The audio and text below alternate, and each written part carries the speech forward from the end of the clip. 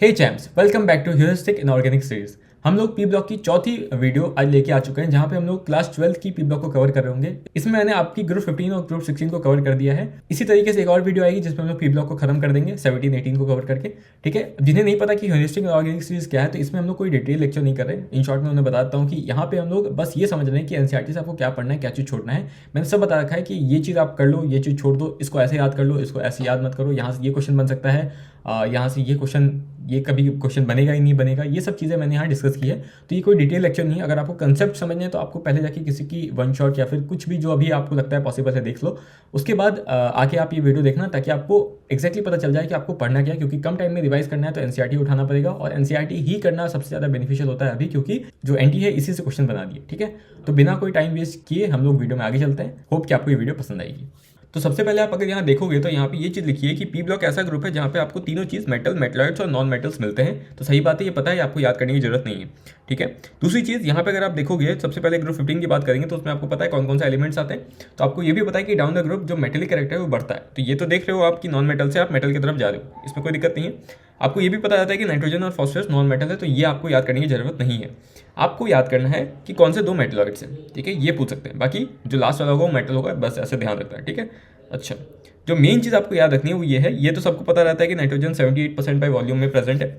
अच्छा, सबसे इंपॉर्टेंट चीज़ जो आपको मार्क याद करनी है और जो क्वेश्चन आपके दिखेंगे एग्जाम में वो ये है कि चाइल्ड सॉल्टपीटर का फॉर्मूला क्या है और इंडियन सॉल्टपीटर का फॉर्मूला क्या है।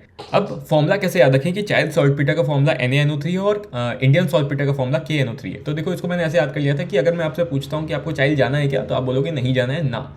तो इसलिए Na जो है वो चाइल्ड में आता है, और इंडियन में आपको अगर मैं पूछता हूँ इंडिया जाना है तो आप बोलोगे ओके, तो के आता है आपका इंडियन सॉल्टपीटर में। तो ऐसे करके मैंने याद कर लिया था। फिर आगे चलते हैं। अब हम लोग इस पेज पे आते हैं। इस पेज पे आपको दिखेगा एपेटाइट फैमिली। तो एपेटाइट फैमिली का कोई आपको डायरेक्ट फॉर्मूला याद करके रखना नहीं है, आप बस इसको पढ़ते रहना, आपको याद हो जाएगा। दूसरी चीज़ आपको यहाँ दिखेगी कि जो फॉस्फोरस है वो मिल्क एंड एग्स में मिलता है। ये आपने बहुत बार सुना होगा, तो आपको ऐसे ध्यान रहता है। तो ये भी आपको याद करने की जरूरत नहीं है। जो चीज़ आपको याद करनी है वो ये है, मतलब ऐसे ध्यान रखना, क्योंकि शायद क्या पता ये पूछ ले, क्योंकि ये आपको नॉर्मली याद नहीं रहता है कि जो आर्सेनिक, एंटीमनी और बिस्मथ है ये आपके सल्फाइड मिनरल्स में मेनली प्रेजेंट होते हैं। ऑल्दो इसको पूछने का चांस बहुत कम है। फिर यहाँ पे आपको सीधे एटॉमिक एंड आयनिक रेडाई में एक इंपॉर्टेंट चीज़ याद रखनी है। ये तो पता है आपको कि डाउन द ग्रुप जो साइज़ है वो इंक्रीज करती है। लेकिन यहाँ पे एक चीज़ लिखी हुई कि जो आर्सेनिक एंड बिस्मथ है, नाइट्रोजन से फॉस्फोरस तक तो अच्छी अमाउंट में इंक्रीज होता है साइज, लेकिन आर्सेनिक से बिस्मथ में इंक्रीज तो होता है लेकिन उतना ज़्यादा इंक्रीज नहीं होता है। तो ये इसका रीज़न क्या है, तो ये आपको ध्यान रखना है कि क्योंकि डाउन द ग्रुप जाते जाएंगे तो DNF ऑर्बिटल फिल होते जाएंगे, और आपको पता है कि DNF ऑर्बिटल्स की जो शील्डिंग इफेक्ट है वो कम होती है। तो इसीलिए जो न्यूक्लियस है वो ज़्यादा अच्छे से बाहर वाले इलेक्ट्रॉन्स को अटैक कर पाएगा, और इसलिए जो साइज है वो छोटा होता जाएगा, मतलब कि उस लेवल पे इंक्रीज नहीं कर पाएगा जितना उसको होना चाहिए था। समझ में आ रहा है? तो ये आपको याद रखना, क्योंकि ये एसोसिएशन रीजन के फॉर्म में या फिर स्टेटमेंट्स के फॉर्म में आपको दिख सकता है। फिर आते हैं फिजिकल प्रॉपर्टीज पे। तो फिजिकल प्रॉपर्टी में आपको यहाँ पे 2-3 लाइन्स याद रखनी है जो कि डायरेक्टली आपको स्टेटमेंट्स के फॉर्म में दिख सकते हैं। पहली इंपॉर्टेंट लाइन जो सबसे पहले आपको याद होनी चाहिए वो ये है कि नाइट्रोजन को छोड़ के बाकी सारे एलिमेंट्स क्या दिखाते हैं, एलोट्रोपी दिखाते हैं। तो मतलब नाइट्रोजन आपकी एलोट्रोपी नहीं दिखाएगा। दूसरी चीज़ कि यहाँ पे boiling point down the group increase करता है, ये उतना इंपॉर्टेंट नहीं है। अगर वो पूछेंगे यहाँ से क्वेश्चन, तो ये पूछेंगे कि मेल्टिंग पॉइंट का ट्रेंड बताओ। तो आपको याद रखना है कि आर्सेनिक तक तो इंक्रीज करता है मेल्टिंग पॉइंट, लेकिन उसके बाद वो डिक्रीज करने लगता है। ठीक है, ये चीज़ आपको ध्यान देनी है। उसके बाद एक और इंपॉर्टेंट ये चीज़ थी कि यहाँ पे बाकी सारे आपके सॉलिड से एक्सेप्ट डाई नाइट्रोजन। आपको पता है नाइट्रोजन तो गैस होता है, तो ये याद रखना कि सिर्फ नाइट्रोजन ही यहाँ पे गैस प्रेजेंट है, बाकी सारे आपके सॉलिड है। अच्छा, और बाकी यहाँ पे जितने भी एलिमेंट्स हैं सारे पॉली एटॉमिक है, मतलब कि जैसे नाइट्रोजन सिर्फ N के फॉर्म में एग्जिस्ट नहीं करता, N2 के फॉर्म में एग्जिस्ट करता है, वैसे फॉस्फोरस P4 के फॉर्म में एग्जिस्ट करता है। इस तरीके से मतलब सारे पॉली एटॉमिक है, मतलब एक से ज़्यादा एटम रहते हैं उसके मॉलिक्यूल में। अच्छा, फिर आगे चलते हैं। अब बात करते हैं यहाँ पे ऑक्सीडेशन स्टेट्स के बारे में। तो आपको पता होना चाहिए कि जो ग्रुप 15 है उसमें 3 टाइप के ऑक्सीजन स्टेट देखने को मिलते हैं, -3, +3 और +5। अच्छा, अब आपको पता होगा कि down the group metallic character बढ़ रहा है। तो अगर मैं आपसे पूछता हूँ कि कौन सा ऑक्सीजन स्टेट की जो टेंडेंसी होगी दिखाने की बढ़ेगी, तो आप बोलोगे पॉजिटिव वाले की, नेगेटिव वाले की तो डिक्रीज होगी। तो इसीलिए सबसे पहले जो चीज़ यहाँ लिखी थी कि -3 जो है डाउन द ग्रुप डिक्रीज करता है। अगर समझ में ये चीज़। अच्छा, दूसरी चीज़ +5 की अब हम बची +5 और +3 की। अब देखो, हमने पहले ही पढ़ा है कि down the group inert pair effect लगने के कारण जो लोअर ऑक्सीजन स्टेट है उसकी स्टेबिलिटी बढ़ जाती है, और हायर ऑक्सीजन स्टेट की stability down the group decrease हो जाती है। तो वही यहाँ पे सेम चीज़ लगा है कि +5 की ऑक्सीजन स्टेट की स्टेबिलिटी डिक्रीज होते जा रही है, और +3 वाले ऑक्सीजन स्टेट की stability down the group increase होते जा रही है। उसके बाद जो बहुत इंपॉर्टेंट चीज़ है, जो क्वेश्चन बन के आ सकता है आपके एग्जाम में, वो ये है कि the only well categorised bismuth 5 compound is BiF5। तो ये आपको एकदम रट लेना है। ठीक है, ये आपको दिखेगा आपके एग्जाम में। ठीक है, ये इसलिए याद रखना है क्योंकि आप देख रहे हो कि डाउन द ग्रुप तो +3 की स्टेबिलिटी बढ़ रही है, +5 की कम हो रही है। तो +5 के फॉर्म में बिस्मथ का एग्जिस्ट करना बहुत कम चांस रहता है, तो इस और उसी का उन्होंने यहाँ पे एक्सेप्शन बताया हुआ है, तो आपको याद रखना है इसको।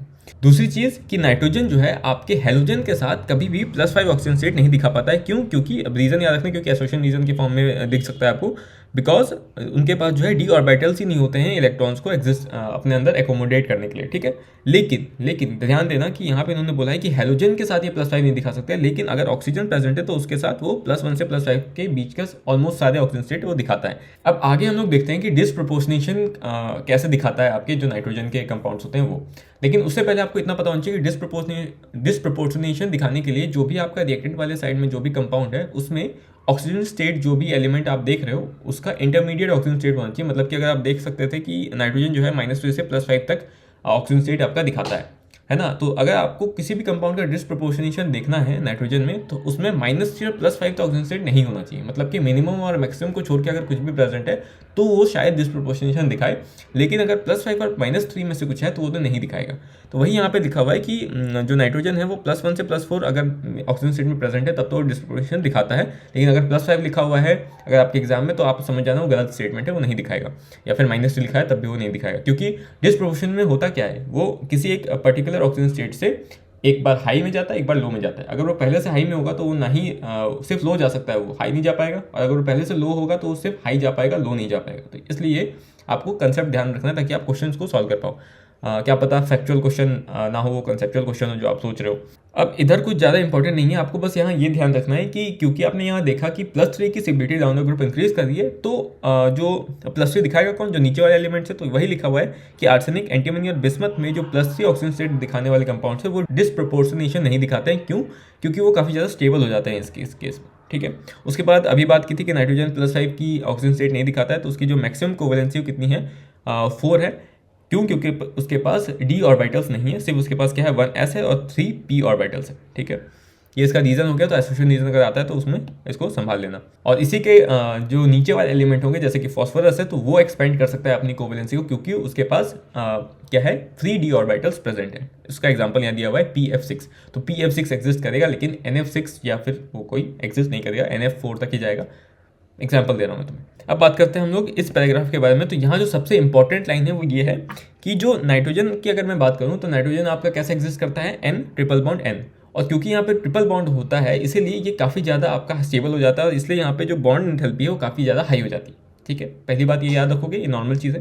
दूसरी चीज़ इसी के कंपैरिजन में आपको याद रखना है कि लेकिन अगर हम लोग नाइट्रोजन में सिंगल बॉन्ड की बात करें, मतलब N सिंगल बॉन्ड N की बात करें और उसको P सिंगल बॉन्ड P के साथ कंपेयर करें, तब वो P सिंगल बॉन्ड P से क्या होगा, वीकर बॉन्ड होगा। ठीक है, ऐसा क्यों होता है? क्योंकि नाइट्रोजन आपका छोटा एटम है, उसके आसपास जो इलेक्ट्रॉन की भीड़भाड़ होगी वो ज़्यादा होगी, इसलिए इलेक्ट्रॉन रिपल्शन ज़्यादा होगा।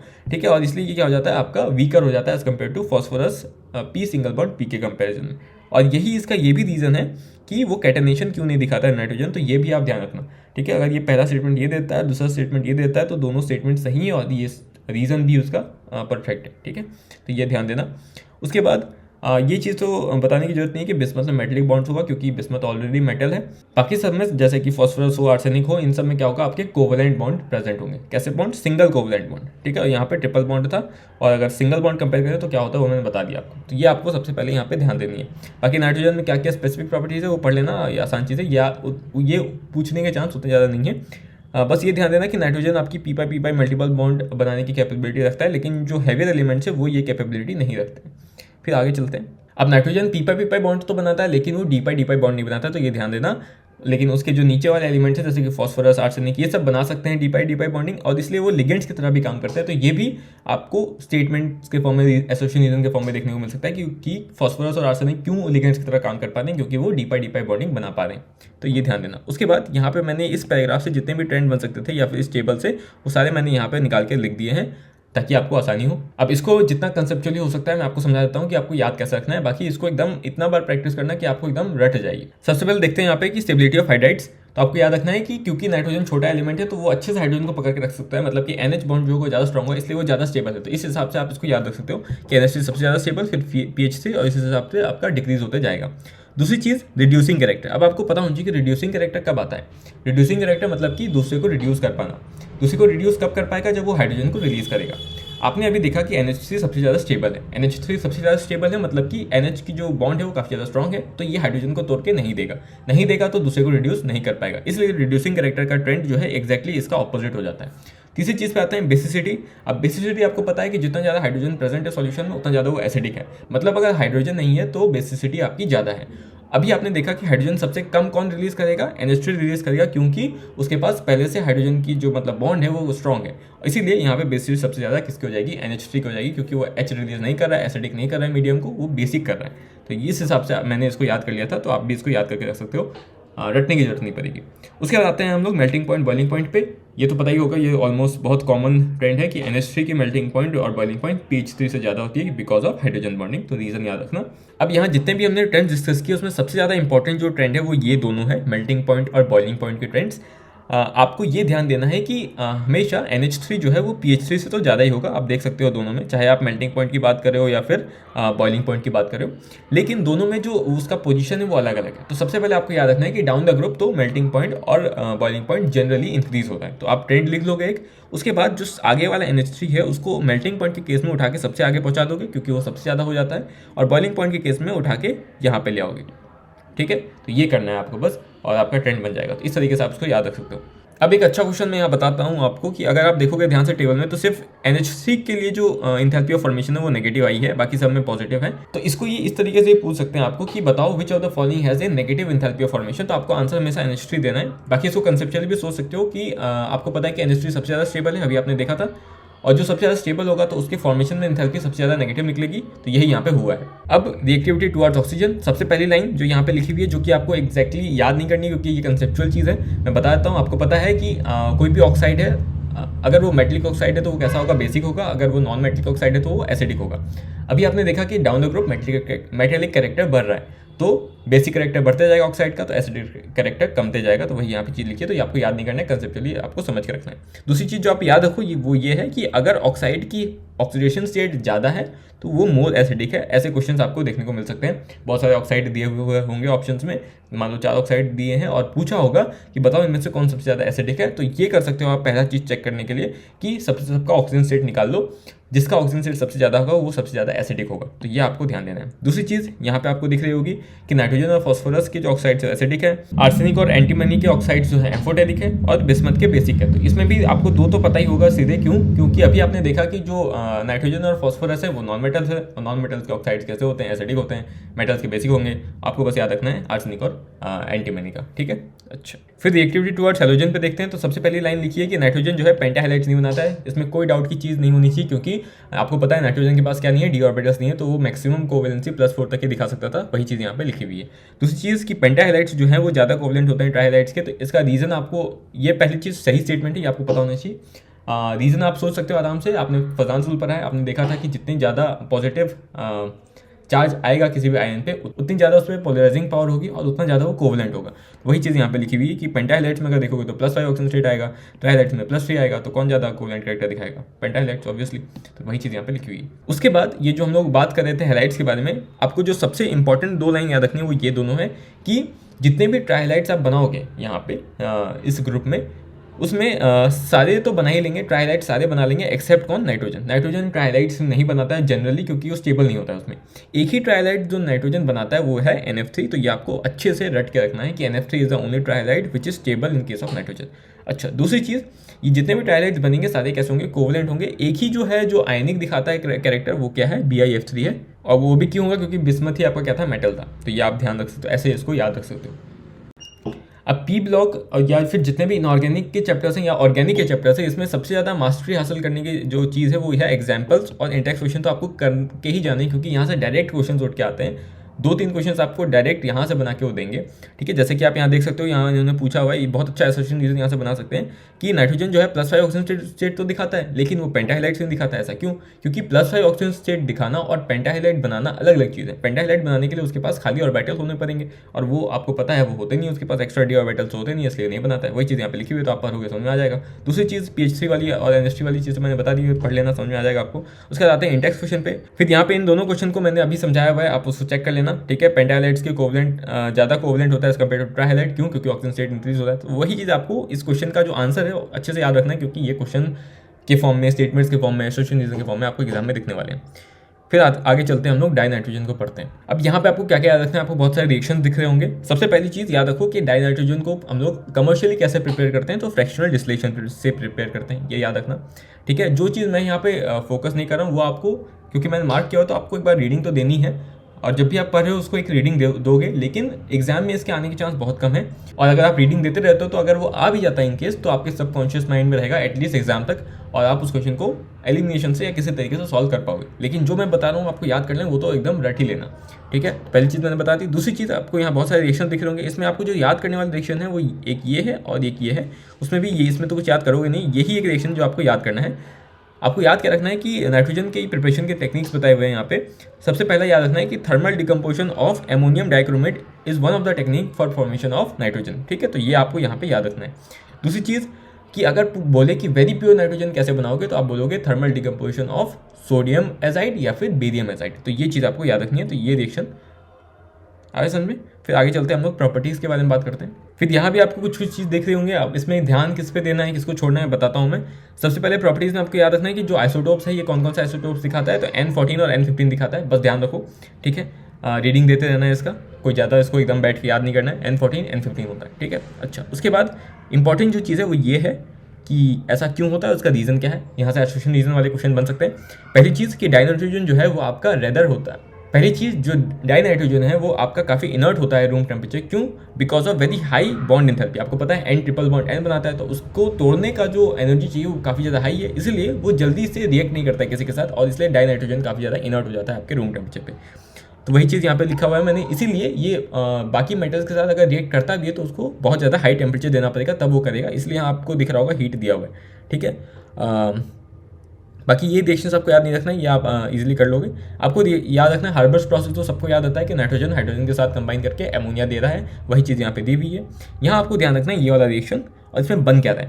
अगर मैं बोलता हूँ N2 को रिएक्ट करवाया है आपने O2 के साथ, तो आपके पास बहुत सारे ऑप्शन है बनाने के, क्योंकि आपको पता है नाइट्रोजन अलग अलग टाइप्स के ऑक्साइड्स बनाता है। तो आपको यहाँ ध्यान देना है कि यहाँ पे NO बनता है, नाइट्रिक ऑक्साइड बनता है, ठीक है। तो ये चीज़ ध्यान देना, N2 + O2 अगर हुआ है तो आपका क्या बन रहा है, NO बन रहा है, ये आपको याद करके रखना है, क्वेश्चन आ सकता है इस पर। और NO को बोलते हैं क्या, नाइट्रिक ऑक्साइड बोलते हैं। फिर यूजेस पे अगर देखोगे तो यहाँ पे यूजेस ज़्यादा इंपॉर्टेंट होते नहीं है, इसमें रीडिंग देते रहना, ठीक है। बाकी याद रखो कि लिक्विड नाइट्रोजन को एज ए रेफ्रिजरेंट आप यूज़ करते हो, ठीक है। दूसरी चीज़, क्योंकि अभी आपने देखा इनर्ट क्यों रहता है वो रूम टेम्परेचर पे, तो वही चीज़ इसको इनर्ट एटमॉस्फेयर देने के लिए भी यूज़ किया जा सकता है। और मेन यूज़ तो आपको पता ही होना चाहिए कि नाइट्रोजन का मेन यूज़ है अमोनिया का फॉर्मेशन करना, और इस अमोनिया के थ्रू हम लोग कैल्शियम साइनामाइड ये सब बनाने में यूज़ कर सकते हैं, तो ये चीज़ आपको ध्यान देना है। उसके बाद ये तो आपने देख ही लिया था कि अगर ये बेरियम एजाइड का आपने रिएक्शन देखा था, यहाँ पे सोडियम एजाइड का पूछा हुआ है, तो आपको दोनों रिएक्शंस ध्यान में होने चाहिए। N2 लेस रिएक्टिव क्यों है रूम टेम्परेचर पे, अभी आपने देखा। फिर हम लोग आगे चलते हैं, अमोनिया की बात करते हैं। अब आपको इतना तो पता है कि अमोनिया जो है आपके नॉर्मल एटमॉस्फेयर में मिलता है, जैसे एयर में मिल सकता है, सॉइल में प्रेजेंट रहता है, लेकिन वो प्रेजेंट होता कैसे, वहाँ पे आपको पता होना चाहिए कि because of the decay of nitrogenous organic matter, example urea, जो यूरिया प्रेजेंट है आपके सॉइल में, तो उसके डिकम्पोजिशन के कारण आपका अमोनिया वहाँ पे आ जाता है। एक तो ये चीज़ याद रखोगे। दूसरी चीज़, आपको यहाँ पे बहुत सारे रिएक्शन दिख रहे होंगे, सारे रिएक्शन आपको डायरेक्टली रटने नहीं है, आपको बस ये लाइन याद रखनी है जो मैंने लिखा है कि अमोनिया जो है, इनमें से अगर क्वेश्चन पूछता हूँ मैं कि इनमें से कौन से कंपाउंड से अमोनिया नहीं निकलेगा, तो 4 ऑप्शन होंगे, 3 ऑप्शन उनमें से ये होंगे, तो इसके अलावा जो भी ऑप्शन होगा वैसा ही आंसर होगा आपका। तो ये चीज़ आपको ध्यान रखनी है, ठीक है। फिर आगे चलते हैं। तो अमोनिया अगर आप देखोगे तो यहाँ पे पहली चीज़ ये लिखी हुई कि अमोनिया को बनाने का जो तरीका है उसका नाम क्या है, हार्बर्स प्रोसेस है, ये तो सबको पता होता है। उसके बाद दूसरी चीज़ कि ये यहाँ पर अगर आप देखोगे इस रिएक्शन में, तो आपको समझ में आ जाएगा ली चैटलियर प्रिंसिपल को अप्लाई करके कि आप अगर हाई प्रेशर देते हो तो आपका ज़्यादा अमोनिया का फॉर्मेशन होगा, ठीक है। अब मैं ली चैटलियर प्रिंसिपल क्या है वो आपको इक्विलिब्रियम में पढ़ाते हैं, मैं यहाँ समझाऊंगा नहीं आपको। दूसरी चीज़ जो सबसे ज़्यादा इंपॉर्टेंट है वो ये है, ये आपको कंडीशंस एग्जैक्टली याद होनी चाहिए, एकदम रट लो इसको कि ऑप्टिमल कंडीशन क्या है अगर आपको ज़्यादा अमोनिया बनाना है। तो पहला चीज़ कि हाई प्रेशर होना चाहिए, तो कितना होना चाहिए एग्जैक्टली पता होना चाहिए कि 200 × 10⁵ पास्कल होना चाहिए। इसको अलग अलग तरीके से क्वेश्चंस में देते हैं, या तो ये लिख देंगे 200 ATM, या तो वो लिख देंगे 20 मेगापास्कल, तो सारी एक ही चीज़ है। दूसरी चीज़ 700 केल्विन टेम्परेचर होना चाहिए, एग्जैक्टली याद रखो इसको। और तीसरी चीज़ कि जो कैटलिस्ट यूज़ होता है इसमें वो है iron oxide with small amount of K2O plus Al2O3। ठीक है, ये भी एक्जैक्टली आपको याद होना चाहिए। तो वो क्या कर सकते हैं, ऐसा आपको एक डायग्राम बना के दे देंगे और ये सब जगह खाली करके रख देंगे और बोलेंगे बताओ इसमें क्या क्या, कौन सा ऑप्शन इसमें सही है जो इसको सही से फिल कर देगा। तो इस तरीके से वो क्वेश्चन फॉर्म करके आपको दे सकते हैं। तो यहाँ पे कुछ ज़्यादा इंपॉर्टेंट चीज़ें नहीं है। ठीक है, कलरलेस होता है, आपको पता है, पंजेंट ऑर्डर देता है, वो उतना इंपॉर्टेंट नहीं है, आपको याद नहीं रखना है इसमें। ये चीज़ आप देख सकते हो, अमोनिया आपका बेसिक चीज़ ये करता है, तो वही चीज़ यहाँ पे घुमा फिरा के लिखी हुई है, तो आप इसको भी कर लोगे सॉल्व अगर ये क्वेश्चन में आता है। मेन चीज़ है जो आपको ध्यान रखनी है वो ये 2 रिएक्शंस हैं। तो इस रिएक्शन में आपसे ये पूछ सकते हैं कि यहाँ जो बन रहा है उसका कलर क्या है या कैसा प्रेसिपिटेट बन रहा है। तो आपको याद रखना है कि व्हाइट प्रेसिपिटेट बन रहा है। तो आप ऐसे याद रख सकते हो कि अगर जिंक प्रेजेंट है तो जिंक हल्का व्हाइटिश ही होता है, तो वो व्हाइट प्रेसिपिटेट ही देगा। अगर आयरन यूज हुआ है तो क्योंकि आपको पता है आयरन ब्राउनिश टाइप होता है, तो ब्राउन प्रेसिपिटेट ही देगा। बाकी आप रिएक्शन भी अगर याद कर सकते हो पूरे अच्छे से तो उसको याद कर लेना, रिएक्शन भी आसान है, ज़्यादा हार्ड नहीं याद करना। फिर आगे चलते हैं। अब ये जो है आपको यहाँ दिख रहा है वो काफ़ी इंपॉर्टेंट है, मैं समझाता हूँ आगे। अब यहाँ देखो, ये रिएक्शन आप बचपन से पढ़ते हुए आते हो कि अगर Ag प्लस Cl करते हो तो AgCl बनता है जो कि व्हाइट प्रेसिपिटेट होता है। उससे पहले जो ये दोनों थे वो कलरलेस होते हैं। ठीक है, उसके बाद इस AgCl को जब आप अमोनिया के साथ रिएक्ट कराते हो तो पहले तो ये व्हाइट प्रेसिपिटेट था, अब कैसा हो जाता है, कलरलेस एक कॉम्प्लेक्स बना लेता है। तो ये क्वेश्चन आपको ऐसे डायरेक्ट नहीं पूछेंगे, आपको क्या कर देंगे, एक्स वाई के फॉर्म में क्वेश्चन पूछेंगे कि पहले एक्स और वाई थे, जब उन्होंने रिएक्ट किया तो उन्होंने एक व्हाइट प्रेसिपिटेट बनाया। इस व्हाइट प्रेसिपिटेट को जब आपने अमोनिया के साथ रिएक्ट किया तो उसने एक कलरलेस कॉम्प्लेक्स बनाया। उस कलरलेस कॉम्प्लेक्स का फॉर्मूला क्या है वो ऑप्शंस में देंगे, आपको उसमें से मार्क करना होगा। तो इस तरीके से क्वेश्चन को फ्रेम कर सकते हैं। ठीक है, तो आपको ध्यान देना है। बाकी इसमें मैंने ये तो बता ही दिया कि अमोनिया लिविस बेस क्यों होता है, बिकॉज उसके पास आपके एक लोन पेयर प्रेजेंट होता है, तो जिसको वो डोनेट कर सकता है। ठीक है, तो इसलिए ये एक लिविस बेस की तरह एक्ट करता है। ठीक है, दूसरी चीज़ यहाँ यूज़ में पता है आपको कि अमोनिया नाइट्रोजन फर्टिलाइजर्स में यूज़ होता है, तो वो भी कोई ज़्यादा खास चीज़ नहीं है जो आपको याद रखने की जरूरत पड़ेगी। ठीक है, फिर वही सेम क्वेश्चन यहाँ पे पूछा हुआ है तो आप इसका आंसर कर लोगे। जैसा कि मैंने बताया था आपको कंडीशंस याद रखनी है, अमोनिया के फॉर्मेशन में कौन कौन से कंडीशंस होनी चाहिए ताकि ज़्यादा प्रोड्यूस हो, तो वो आपको याद रखना है यहाँ भी। दूसरी चीज़, एक रिएक्शन जो मैंने शायद स्किप कर दिया था यहाँ पे, ये वाला रिएक्शन आपको यहाँ ध्यान रखना है कि जब अमोनिया रिएक्ट करता है कॉपर 2+ आयन के साथ तो क्या बनता है, क्योंकि ये क्वेश्चन पूछा हुआ है तो ऑप्शन में एमसीक्यूज के फॉर्म में क्वेश्चन बन के आ सकता है आपके पास। ठीक है, फिर हम लोग चलते हैं ऑक्साइड्स ऑफ नाइट्रोजन के पास। अब इस टेबल में आपको क्या क्या याद करना है, इसको अगर देखोगे आप, सबसे पहली चीज़ जो आपको ध्यान रखनी है वो ये है कि कौन कौन से ऑक्साइड्स आपके न्यूट्रल होते हैं। ठीक है, तो सबसे आपको ये पढ़ते हो, पहले से पढ़ते हुए आए हो, पीरियोडिक क्लासिफिकेशन में पढ़ा है आपने। ठीक है, कि कार्बन मोनोऑक्साइड NO और N2O जो है आपकी न्यूट्रल ऑक्साइड्स होते हैं। ठीक है, तो ये ध्यान रखना आप। दूसरी चीज़, इस टेबल में आपको ये ध्यान रखना है कि जो स्टार्टिंग के 2 प्रेजेंट है यहाँ पे वो कलरलेस गैस है, लास्ट वाले जो है कलरलेस सॉलिड है। तो आप देख लोगे कि जिसमें N2O4 N2O5 जो सॉलिड है, बाकी से ज़्यादा आपके क्या है, गैस है ऑलमोस्ट। दूसरी चीज़ जो आप यहाँ देखोगे, क्योंकि यहाँ पे सारे कलरलेस है तो यहाँ पे जो कलर्ड वाले हो जाएंगे वो इंपॉर्टेंट हो जाएगा। तो आपको सारे कलर्ड याद नहीं रखने, इसमें 2 है तो ये इतना इंपॉर्टेंट नहीं है। आपको याद रखना है ये ब्राउन गैस कौन सा है, तो आपको याद रखना है NO2 जो है वो ब्राउन गैस होता है। बाकी इसमें जो रिएक्शन है उसमें कौन कौन से रिएक्शन याद रखने हैं आपको, तो जो मैंने ब्लैक स्केच पेन से मार्क किया हुआ है, जैसे ये वाला रिएक्शन, ठीक है, ये वाला रिएक्शन और ये वाला रिएक्शन आपको याद रखना है, क्योंकि मेरे को लगता है ये कहीं ना कहीं आ सकता है, कहीं मेरे को ये क्वेश्चन में मिले हुए। ठीक है, तो इसको ट्राई करना याद करने का, बाकी ये बहुत कम चांस है कि आएगा। चलो फिर आगे इस वाले टेबल पे आते हैं। अब यहाँ कुछ इंपॉर्टेंट चीज़ें जो मैं बताऊंगा। अब इस टेबल में आप देख सकते हो कि नाइट्रोजन के अलग अलग ऑक्साइड्स यहाँ पे दिए हुए हैं। जो पहली चीज़ आपको याद रखनी है वो ये है कि इनके शेप्स या फिर स्ट्रक्चर कैसे हैं। तो अगर आप देखोगे ध्यान से कि यहाँ पे आपको 3 चीज़ देखने को मिल रही है, एक लीनियर, प्लेनर और एंगुलर। ठीक है, तो आपको याद बस 2 चीज़ रखनी है कि कौन सा एंगुलर है कौन सा लीनियर है। अगर आप ध्यान से देखोगे तो NO2 आपका क्या है, एंगुलर है। ठीक है, इसको याद रखना कि एंगुलर कौन है, तो NO2 एंगुलर है, और लीनियर कौन है, तो N2O आपका लीनियर है। इसके अलावा जितने हैं सारे प्लेनर्स। ठीक है, तो आपको अगर ये पूछेंगे स्ट्रक्चर्स में तो यही 2 पूछेंगे, कौन सा एंगुलर है कौन सा लीनियर है। अच्छा, दूसरी चीज़, आपको स्ट्रक्चर्स किस किस के याद रखने हैं। तो सबसे पहला और सबसे इंपॉर्टेंट N2O5 का स्ट्रक्चर तो आपको अच्छे से याद होना चाहिए, क्योंकि इसके बेसिस पे बहुत सारे क्वेश्चन ये बनाते हैं, जो कि मैंने यहाँ पे लिखा हुआ है। पहला क्वेश्चन ये बनाते हैं, ये पूछते हैं कि बताओ इनमें से जो भी ऑक्साइड्स हमने ऑप्शन में दिए हैं किसके पास N सिंगल बॉन्ड N वाला बॉन्ड प्रेजेंट नहीं है। मतलब कि अगर आप देखोगे तो यहाँ पे N single bond N present है, यहाँ पे N single bond N present है, राइट। तो पूछते हैं कि किसमें नहीं है, तो इसका ऑप्शन क्या हो जाएगा, N2O5 हो जाएगा, क्योंकि यहाँ पे NON है। ठीक है, N single bond N present नहीं है। दूसरा क्वेश्चन जो यहाँ आपसे पूछते हैं वो ये है कि N2O5 में नाइट्रोजन की कोवेलेंसी कितनी है, तो बोलोगे कितनी है, 4 है। ठीक है, बस ये 2 क्वेश्चन यहाँ पे सबसे इंपॉर्टेंट पूछा जाता है। दूसरी क्वेश्चन जो ये पूछते हैं वो ये है कि जो आपका N2O5 है वो क्या है, एनहाइड्रस है किसका, HNO3 का। वो इस रिएक्शन से निकाल के पूछते हैं, तो इसलिए मैंने इसको बता दिया। तो आप ये ध्यान रखना, ये 3 इंपॉर्टेंट चीज़ें हो गई। उसके बाद यहाँ पे क्वेश्चन है कि NO2 जो है डायमराइज क्यों करता है, वो N2O4 की तरह एग्जिस्ट क्यों करता है। तो आपको बस ये आंसर देना है कि जो NO2 है उसके पास क्या है, एक ऑड इलेक्ट्रॉन प्रेजेंट है, तो वो स्टेबल नहीं होता है, तो उसको स्टेबलाइज करने के लिए वो N2O4 बना लेता है। ठीक है, अच्छा दूसरा वही question, what is the covalency of nitrogen in N2O5, तो आपको बता दिया मैंने 4, ये ध्यान रखना है आपको। फिर आगे चलते हैं हम लोग नाइट्रिक एसिड पे। अब स्टार्ट करते हैं हम लोग नाइट्रिक एसिड से। तो नाइट्रिक एसिड में अगर सबसे पहले आप देखोगे तो यहाँ पे दिया हुआ है कुछ एसिड्स के नाम और उसके फॉर्मूलाज क्या क्या हैं। तो ये चांस कम है पूछने का, ठीक है, लेकिन फिर भी बता दे रहा हूँ, अगर आपको याद रहता तो सही बात है। पहला जो फॉर्मूला है वो है हाइपोनाइट्रस एसिड का H2N2O2, दूसरा नाइट्रस एसिड HNO2 और नाइट्रिक एसिड HNO3, ठीक है। ट्राई करने याद करने का, ये दोनों याद हो जाएंगे, इसमें थोड़ा कन्फ्यूजन होगा, तो अगर याद होता है तो बहुत सही।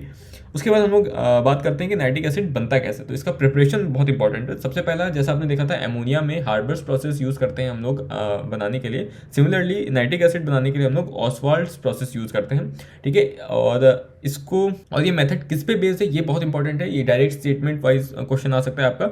आपको आंसर देना है catalytic oxidation of NH3 by atmospheric oxygen जो है इसका बेसिस है किसका, ऑसवाल्ड्स प्रोसेस का, जिसको इसी बेसिक को हम लोग यूज़ करके HNO3 को प्रिपेयर करते हैं ऑसवाल्ड प्रोसेस की मदद से, ठीक है। सीरीज में याद करनी है कैसे।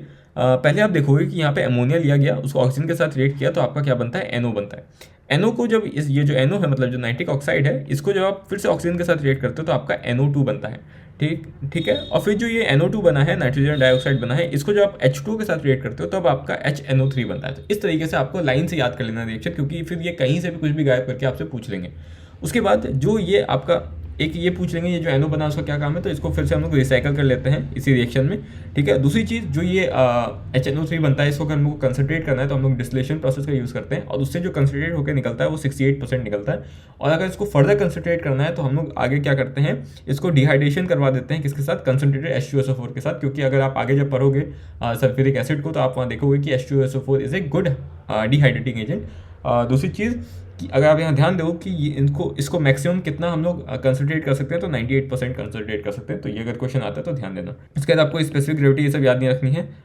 उसके बाद ये लाइन जो है वो काफ़ी इंपॉर्टेंट है, यहाँ से इंडेक्स में भी क्वेश्चन है तो ये पूछ सकते हैं सीधे कि जो नाइट्रिक एसिड है वो अच्छा ऑक्सीडाइजिंग एजेंट तो है, इसलिए वो मोस्ट मेटल को अटैक करता है एक्सेप्ट हो जाएगा आपका नोबल मेटल्स। एग्जाम्पल कौन से, गोल्ड एंड प्लेटिनम, ठीक है। तो ये आपको ध्यान देना है, ठीक है। ये मैंने एक्स्ट्रा चीज़ लिखी है, अगर आपको समझ में आती है ठीक है, वरना ये पूछेंगे नहीं, NCERT में नहीं है। उसके बाद ये जो पेज है काफ़ी इंपॉर्टेंट है, आपको यहाँ ध्यान देना है, ठीक है। यहाँ से अलग अलग क्वेश्चन बना के देंगे वो। अब हम लोग बात करते हैं इन 4 रिएक्शंस के बारे में। ये 4 रिएक्शंस बहुत इंपॉर्टेंट है। अगर आप इसको सिंप्लीफाई करके देखना चाहो तो मैं इसको समझाता हूँ कि देखो यहाँ पे सबका रिएक्शन किसके साथ किया गया है, नाइट्रिक एसिड के साथ किया गया है। बस यहाँ पे फर्क किसका है, डाइल्यूटेड और कंसनट्रेटेड नाइट्रिक एसिड का फर्क है। अब देखो आपको याद क्या करना है कि देखो चाहे जिंक हो या कॉपर हो, अगर उसको हमने कंसनट्रेटेड नाइट्रिक एसिड के साथ रिएक्ट किया है तो आपका क्या निकलता है, आपके प्रोडक्ट में NO2 गैस निकलता है। कहाँ गया, NO2 गैस निकलता है, ठीक है। लेकिन अगर डाइल्यूट होगा, मतलब नाइट्रिक एसिड अगर आपका डाइल्यूट है, तब कॉपर है या जिंक है उस पर डिपेंड करता है कि आपका प्रोडक्ट में क्या बन रहा है। तो अगर आपका कॉपर है और डाइल्यूट नाइट्रिक एसिड है तब आपका NO बनता है, लेकिन अगर आपका जिंक है और डाइल्यूट नाइट्रिक एसिड है तब आपका N2O बनता है। अब इसको याद करने के लिए मैंने एक ट्रिक ऐसे बना लिया था अपने आप को, आप अपना ट्रिक भी बना सकते हो अगर कोई समझ में आ रहा है। तो देखो अगर जिंक में क्या है, आपका Z है, Z को अगर मैं ऐसे लिखूँ तो N बनता है। तो मतलब कि जो आपका ज़्यादा N वाला होगा, मतलब एक तो है आपको याद रखना सीधे कि NO2 तो आपका कंसनट्रेटेड निकलता है। अब डाइल्यूट में या तो NO आ सकता है या फिर N2 आ सकता है। तो ज़्यादा N वाला जो होगा वो कब निकलता है, जब जिंक को रिएक्ट करते हैं हम लोग डाइल्यूट के साथ, ठीक है। तो ऐसे करके मैंने याद कर लिया था। अब आपको यहाँ पे नीचे 4 रिएक्शन दिख रहे होंगे, इसमें से आपको बस एक याद करना है क्योंकि वो थोड़ा यूनिक है, बाकी तो नॉर्मल है। देखो जो नाइट्रिक एसिड है ना सबको ऑक्सीडाइज करेगा, तो कार्बन को कार्बन डाइऑक्साइड बना देता है, सल्फर को सल्फ्यूरिक एसिड बना देता है, फॉस्फोरस को फॉस्फोरिक एसिड बना देता है। अब इनका तो फॉर्मूला आपको पता है, आपको इसमें थोड़ा कन्फ्यूजन हो सकता है। तो आयोडीन को आयोडिक एसिड बनाता है, आयोडिक एसिड का फॉर्मूला क्या है, तो HiO3 है। इस HiO3 को कभी कभी HOiO2 भी लिखा हो सकता है। तो अब आपने रिएक्शन याद भी कर लिया, आप वहाँ जाके देख रहे हो, आपको मिल नहीं रहा ऑप्शन में क्योंकि उसने ये लिख दिया होगा, तो ध्यान देना इस चीज़ को, ठीक है। चलो ठीक है, तो आपको याद रिएक्शन कौन सा करना है, बस ये वाला रिएक्शन याद करना है। चलो बाकी सब में यहाँ NO2 निकल रहा है तो ये कोई याद करने वाली चीज़ नहीं है, बाकी ध्यान रखना कि NO2 गैस ही निकल रहा है इसमें। अच्छा, फिर बात करते हैं हम लोग brown ring test for nitrates के बारे में। अब ब्राउन रिंग टेस्ट में सबसे इंपॉर्टेंट चीज़ कि ब्राउन रिंग टेस्ट किसके लिए यूज़ करते हैं, तो आप बोलोगे नाइट्रेट्स के लिए यूज़ करते हैं, पहली चीज़। दूसरी चीज़, यहाँ पे एक ब्राउन कॉम्प्लेक्स बनता है जिसका फॉर्मूला क्या है, तो आप फॉर्मूला याद रखोगे, ठीक है। उसके बाद किस कंसेप्ट पे यूज़ होता है तो वो यहाँ पे लिखा हुआ है, इसको देख लेना, समझ में आ जाएगा आपको, ठीक है। अच्छा, उसके बाद एक इंपॉर्टेंट चीज़ कि नाइट्रिक एसिड का यूज़ क्या क्या है, तो बाकी सारे यूज़ तो मेरे को इंपॉर्टेंट नहीं लगे। एक इंपॉर्टेंट लगता है पिकलिंग ऑफ स्टेनलेस स्टील, ठीक है। तो ये याद रखना कि नाइट्रिक एसिड का यूज़ है पिकलिंग ऑफ स्टेनलेस स्टील। अच्छा, फिर हम लोग बात करते हैं फिर हम लोग बात करते हैं फॉस्फोरस एलोट्रॉपिक फॉर्म्स के बारे में, और ये काफ़ी ज़्यादा इंपॉर्टेंट है, इसमें ध्यान देना है आपको। अब फॉस्फोरस के एलोट्रॉपिक फॉर्म्स में आपको दिखता है कि यहाँ पे 3 टाइप के फॉस्फोरस के एलोट्रॉप्स दिखेंगे। पहला हो गया व्हाइट फॉस्फोरस, दूसरा रेड फॉस्फोरस, तीसरा आपका ब्लैक फॉस्फोरस। एक एक करके बात करते हैं। जहाँ भी आपको डिफरेंस दिखेगा ना किसी दो में, समझ जाना वो बहुत इंपॉर्टेंट पॉइंट है, तो वो आपको याद ही रखना है, ठीक है। सबसे पहली चीज़ व्हाइट फॉस्फोरस, ये याद नहीं रखना है कि वो कैसा है, व्हाइट वैक्सी सॉलिड याद नहीं रखना है। याद रखना है कि ये पॉइजनस होता है, ठीक है। वहाँ पे जहाँ जो रेड फॉस्फोरस है वो कैसा है, नॉन पॉइजनस है, तो ये ध्यान दे दिया। फिर इनसॉल्युबल इन वाटर है और सॉल्युबल इन CH2 है। ये पानी में तो इनसॉल्युबल है, लेकिन इनसॉल्युबल है किसमें, CH2 में। ये हम लोग रेड फॉस्फोरस को यहाँ कंपेयर कर रहे हैं इसके साथ। तीसरी चीज़, ये कैमिलेशंस दिखाता है, मतलब कि अंधेरे में चमकता है, लेकिन ये नो कैमिलेशंस दिखाता है, मतलब ये नहीं दिखाता है, ठीक है। उसके बाद आपको ये रिएक्शन एकदम रट लेना है, क्योंकि बहुत इंपॉर्टेंट रिएक्शन है कि जब भी व्हाइट फॉस्फोरस को P4 मतलब व्हाइट फॉस्फोरस है यहाँ पे को, जब आप सोडियम हाइड्रोक्साइड के साथ रिएक्ट करवाते हो, जब आप व्हाइट फॉस्फोरस को सोडियम हाइड्रोक्साइड के साथ रिएक्शन करवाते हो, तो आपका यहाँ पे एक PH3 निकलता है, जिसको हम लोग क्या बोल रहे हैं, फॉस्फीन बोलते हैं। और दूसरा जो निकलता है वो है NaH2PO2, जिसका नाम है सोडियम हाइपोफॉस्फाइड, ठीक है। तो ये एकदम रिएक्शन याद रखना है। बाकी यहाँ मैंने एक एक्स्ट्रा चीज़ लिखी है कि this is a type of disproportionation reaction, तो ये आप देख भी सकते हो खुद, ठीक है। उसके बाद बात करते हैं व्हाइट फॉस्फोरस के बारे में। तो इसका स्ट्रक्चर कैसा होता है वो यहाँ पे दिया हुआ है। तो इसको बोलते हैं डिस्क्रीट टेट्राहाइड्रल P4 मॉलिक्यूल की फॉर्म एग्जिस्ट करता है। ये काफ़ी ज़्यादा कम स्टेबल होता है, मतलब अगर सारे फॉस्फोरस के साथ आप कंपेयर करोगे तो सबसे लेस स्टेबल यही है। क्यों ऐसा होता है, बिकॉज कि यहाँ पे जो ये एंगल बनता है ना वो 60 डिग्री का बनता है, तो इसके कारण यहाँ पे एंगुलर स्ट्रेन आ जाती है, इसी कारण ये बहुत ज़्यादा अनस्टेबल होता है। उसके अलावा जो चीज़ आपको याद रखनी है वो ये है कि ये जो है रेडिली फायर कैच करता है, मतलब ये बहुत जल्दी आग पकड़ता है, और इसके बाद जलने के बाद ये क्या देता है, डेंस वाइट फ्यूम्स देता है। और ये डेंस वाइट फ्यूम्स का फॉर्मूला क्या है, तो P4O10 है, ठीक है। तो ये चीज़ आपको एकदम ध्यान रखनी है, मतलब ये रिएक्शन भी आपको एक्जैक्टली याद रखना है कि P4 + O2, मतलब जलाया जब आपने कंबस्ट किया उसको, तो आपका जो डेंस वाइट फ्यूम बना वो किसका बना, तो P4O10 का बना, ठीक है। फिर बात करते हैं रेड फॉस्फोरस के बारे में। तो ये तो हमने बात कर ली थी। आप अगर इसको कंपेयर करोगे तो अब ये सब चीज़ तो हम लोग ऑलमोस्ट कवर कर चुके थे। एक चीज़ जो मैंने यहाँ पे आपको स्किप करवाई थी कि यहाँ पे ट्रांसलूसेंट वाइट वैक्सी सॉलिड होता है और ये कैसा है, आयरन ग्रे लस्टर है। तो अगर आप इसको कंपेयर करके याद रख सको तो सही है, बाकी ये जल्दी पूछेगा नहीं इसको। उसके बाद हम लोग यहाँ देखते हैं कि जो रेड फॉस्फोरस है उसको ऑब्टेन कैसे करते हैं। तो जो व्हाइट फॉस्फोरस था उसी को हम लोग जब हीट करते हैं इनर्ट एटमॉस्फेयर में, तो आपका रेड फॉस्फोरस बन जाता है। तो ये उतना इंपॉर्टेंट नहीं है। दूसरी चीज़ मैंने यहाँ स्किप कर दी थी कि जो आपका व्हाइट फॉस्फोरस है वो कम स्टेबल है, इसलिए ज़्यादा रिएक्टिव है ना। जो चीज़ कम स्टेबल होगा तो वो ज़्यादा रिएक्ट करेगा इधर उधर, तो मोर रिएक्टिव है। और रेड फॉस्फोरस जो है उसके कंपेरिजन में लेस रिएक्टिव है। और इसका अगर आप स्ट्रक्चर की बात करोगे तो वो आपका डिस्क्रीट था, मतलब सिंगल आपका टेट्राहेड्रल यूनिट था एक। लेकिन ये जो है वो क्या बनाता है, पॉलीमेरिक स्ट्रक्चर बनाता है, जिसमें बहुत सारे P4 जो डिस्क्रीट चेन मॉलिक्यूल्स से वो चेन बना लेते हैं एक। और आगे समझ में, तो ये था रेड फॉस्फोरस। तो ये था रेड फॉस्फोरस के बारे में। अब बात करते हैं हम लोग ब्लैक फॉस्फोरस के बारे में। सबसे पहली चीज़ जो याद रखनी है आपको वो ये है कि ब्लैक फॉस्फोरस आपका सबसे ज़्यादा स्टेबल है, ठीक है, और इसलिए सबसे कम रिएक्टिव होगा। अच्छा, दूसरी चीज़, ब्लैक फॉस्फोरस आपका दो टाइप से बन सकता है, या तो रेड फॉस्फोरस से या फिर व्हाइट फॉस्फोरस से। तो इसलिए वो दो टाइप के ब्लैक फॉस्फोरस हो जाते हैं आपके। एक हो जाता है अल्फा ब्लैक फॉस्फोरस, एक हो जाता है beta black phosphorus. Alpha black phosphorus बनता है जब आप रेड फॉस्फोरस को हीट करते हो, और बीटा ब्लैक फॉस्फोरस बनता है जब आप व्हाइट फॉस्फोरस को हीट करते हो। बस आप इतना ध्यान रखो, बाकी इससे ज़्यादा कुछ और नहीं पूछेंगे, ठीक है। यहाँ जो टेम्परेचर लिखा है ये सब याद नहीं करना है आपको। फिर हम लोग बात करते हैं फॉस्फीन के बारे में। फॉस्फीन बहुत इंपॉर्टेंट है, जो यहाँ रिएक्शन मैं बोलूँगा तो आपको याद करते जाना है, ठीक है। फॉस्फीन के बारे में बात करते हैं तो सबसे इंपॉर्टेंट चीज़ कि फॉस्फीन बनाते किससे हैं, तो बोलोगे कैल्शियम फॉस्फाइड से बनाते हैं, ठीक है। उसके बाद लेबोरेटरी प्रिपरेशन जो है उसका रिएक्शन अभी हम देख के आ चुके हैं। सेम रिएक्शन यहाँ पे दिया हुआ है कि P4 व्हाइट फॉस्फोरस को जो आप सोडियम हाइड्रोक्साइड के साथ रिएक्ट करते हो तो आपका यहाँ पे फॉस्फीन निकलता है। तो उसी चीज़ को यहाँ पे इन्होंने स्टेटमेंट के फॉर्म में लिखा हुआ है। तो आपको याद रखना है कि फॉस्फीन बनाना है तो कौन सा फॉस्फोरस यूज़ करोगे, व्हाइट फॉस्फोरस यूज़ करोगे। दूसरी चीज़, यहाँ पे इनर्ट एटमॉस्फेयर ऑफ CO2 होना इंपॉर्टेंट है। तो ये स्टेटमेंट के फॉर्म में जो मैंने ब्लैक स्केच पेन से मार्क किया, स्टेटमेंट्स के फॉर्म में आपको देखने को मिलेंगे, तो आप ध्यान रखना है इसको। दूसरी चीज़, जब ये प्योर होता है, जब आपका फॉस्फीन प्योर होगा तो तब वो क्या रहता है, इनफ्लेमेबल नहीं होता है, नॉन इनफ्लेमेबल होता है। लेकिन अगर इसमें कुछ इंप्योरिटीज आ जाती हैं जैसे कि P2H4 या फिर P4, तब वो इनफ्लेमेबल हो जाता है। उसके बाद अगर अब क्योंकि इसमें इंप्योरिटीज आ गई तो उसको अगर आपको प्योरीफाई करना है तो उसमें आप क्या डालते हो, फोस्फोनियम आयोडाइड डालते हो। तो ये सारी चीज़ें उतनी इंपॉर्टेंट नहीं है, लेकिन आप इसको पढ़ते रहना क्योंकि ये टॉपिक काफ़ी इंपॉर्टेंट है। तो जहाँ से टॉपिक इंपॉर्टेंट है वहाँ से एग्जामिनर घुस के भी क्वेश्चन पूछता है। उसके बाद तो यहाँ पे प्योर PH से निकल गया। उसके बाद प्रॉपर्टीज़ के बारे में बात करते हैं। तो तो यहाँ प्रॉपर्टीज आपको याद रखना है कि इसका जो स्मेल है वो कैसा है, रॉटन फिश स्मेल है, बहुत इंपॉर्टेंट, और ये काफ़ी ज़्यादा हाईली पॉइजनस होता है, तो ये भी बहुत इंपॉर्टेंट है। अब यहाँ पे ये जो लाइन है ये पहले मेरे को लगा था इंपॉर्टेंट नहीं है, लेकिन एक बार मेरे को इससे एक क्वेश्चन मिल गया था जिसको अगर आप रिएक्शन के फॉर्म में लिखोगे तो ऐसा कुछ बनेगा कि जब फॉस्फीन इन वाटर है, मतलब फॉस्फीन प्लस H2 है, जब इसको आप डिकम्पोज करते हो in the presence of light, मतलब इस पर यूवी लाइट वगैरह डालते हो, तो जो आपका बनता है वो क्या बनता है, रेड फॉस्फोरस बनता है। अब ये ध्यान देना, आंसर मत ये कर देना कि व्हाइट फॉस्फोरस निकलेगा, क्योंकि आप सोचोगे कि ये व्हाइट फॉस्फोरस से बना था तो डिकम्पोज होकर व्हाइट फॉस्फोरस देगा, लेकिन ध्यान रखना कि यहाँ से रेड फॉस्फोरस निकल रहा है, ठीक है। तो ये चीज़ आपको ध्यान देनी है। फिर हम लोग यहाँ पे एक चीज़ देखते हैं कि जो फॉस्फीन है वो भी वीकली बेसिक है, जैसा कि अमोनिया था। दूसरी चीज़ यहाँ पे एक रिएक्शन है, इसको डायरेक्टली याद कर लेना कि अगर PH3 है उसको HBr के साथ रिएक्ट करवाते हो तो पूरा का पूरा उसमें ऐड हो जाता है, मतलब कि एक H यहाँ 3 था, यहाँ पे एक और H बढ़ जाएगा क्योंकि यहाँ से एक H आया और एक Br भी यहाँ पे ऐड हो जाता है, तो ठीक है, ये बन जाता है आपका। उसके बाद यूज़ इसका पूरा इंपॉर्टेंट है, पूरा याद कर लेना इसको कि इसको दो जगह यूज़ करते हैं, एक होम सिग्नल में, एक स्मोक स्क्रीन में। होम सिग्नल का काम करने का जो तरीका वो यहाँ पे बताया हुआ है कि होम सिग्नल में आपके दो चीज़ होते हैं, एक कैल्शियम कार्बाइड, एक आपका कैल्शियम फॉस्फाइड। जब ये चीज़ इसको पियर्स करके हम लोग थ्रो करते हैं आपके सी में, तो गैस जो इवॉल्व होते हैं आपके बर्न होने के कारण वो एक सिग्नल के तरीके से सर्व करते हैं, ठीक है। तो ये चीज़ आपको ध्यान देनी है। तो यहाँ पे एग्जांपल भी आप देख सकते हो, जो ये रिएक्शन देखा था इसी के बेसिस पे यहाँ पे क्वेश्चन पूछा है कि बोलो बताओ कि PH3 बेसिक तो है लेकिन कैसे ये प्रूव करो, तो आप इसी रिएक्शन को यहाँ पे करके दिखा दोगे कि देखो ये एसिड के साथ रिएक्ट कर रहा है, मतलब कि ये बेसिक है।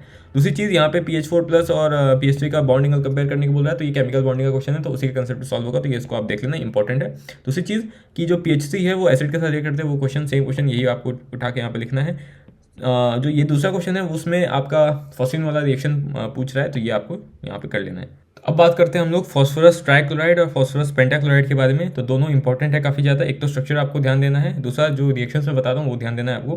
पहली चीज़ कि जो फॉस्फोरस ट्राइक्लोराइड है उसको बनाने के लिए आप यूज़ क्या करते हो, थाइनिल क्लोराइड यूज़ करते हो, ठीक है, मतलब कि SOCl2 के साथ रिएक्शन करवाओगे अगर आप व्हाइट फॉस्फोरस का, तो आपका बनता है PCl3। लेकिन अगर आप इसको रिएक्ट करवाते हो SO2Cl2 के साथ व्हाइट फॉस्फोरस का, तब आपका बनता है PCl5। पहला चीज़ आपको ये ध्यान देना है। अच्छा, मतलब वहाँ SOCl2, यहाँ पे SO2Cl2, ठीक है। उसके बाद दूसरी चीज़ कि ये कैसा होता है, कलरलेस होता है, और यहाँ पे ये येलोइश होता है, ये ऑयली लिक्विड होता है, ये वाइट पाउडर होता है, ठीक है, कंपेयर कर लिया।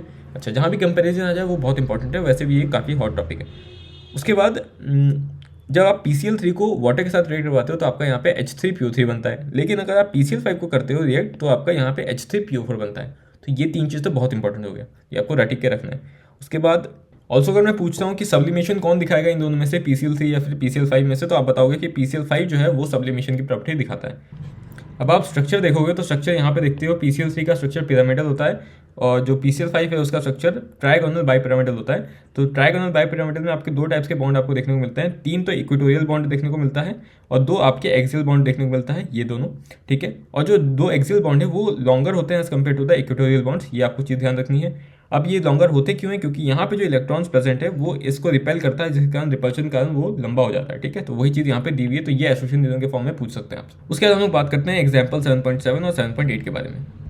तो पहला एग्जांपल बोल रहा है कि जो PCl3 है वो फ्यूम करता है मॉइस्चर, मतलब मॉइस्चर अगर वाटर H2O के प्रेजेंस में वो फ्यूम देता है, तो क्यों देता है। तो अगर आप इसका आंसर दोगे कि अगर PCl3 है तो वो क्या बनाता था, H3PO3 बनाता था, तो इसके साथ आपका HCl निकलता है, ये जो HCl है ये आपका व्हाइट फ्यूम देता है। तो हम लोग यहाँ तक बात कर चुके हैं। अब यहाँ पे एक इंपॉर्टेंट चीज़ जो कि नई वाली NCERT में लिखी हुई थी, मेरे NCERT में ये प्रेजेंट नहीं थी तो मैंने इसको अलग से लिख लिया है, आपके NCERT में क्या पता ये पहले से हो, कि जो PCl5 है अगर वो सॉलिड फॉर्म में एग्जिस्ट करता है तो एक आयनिक सॉलिड की तरह एग्जिस्ट करेगा ये, और किस तरीके से एग्जिस्ट करता है, PCl4 प्लस PCl6 नेगेटिव, ठीक है। यहाँ पे जो PCl4 वाला पार्ट है वो टेट्राहाइड्रल होगा ऑब्वियसली, और PCl6 वाला ऑक्टाहाइड्रल होगा, ठीक है। तो ये आपको बस याद रखना है, आपको ये एज ए क्वेश्चन के फॉर्म में मिल सकता है, ठीक है। अब यहाँ पे आते हैं हम लोग ऑक्सो एसिड्स और फॉस्फोरस वाले पार्ट में।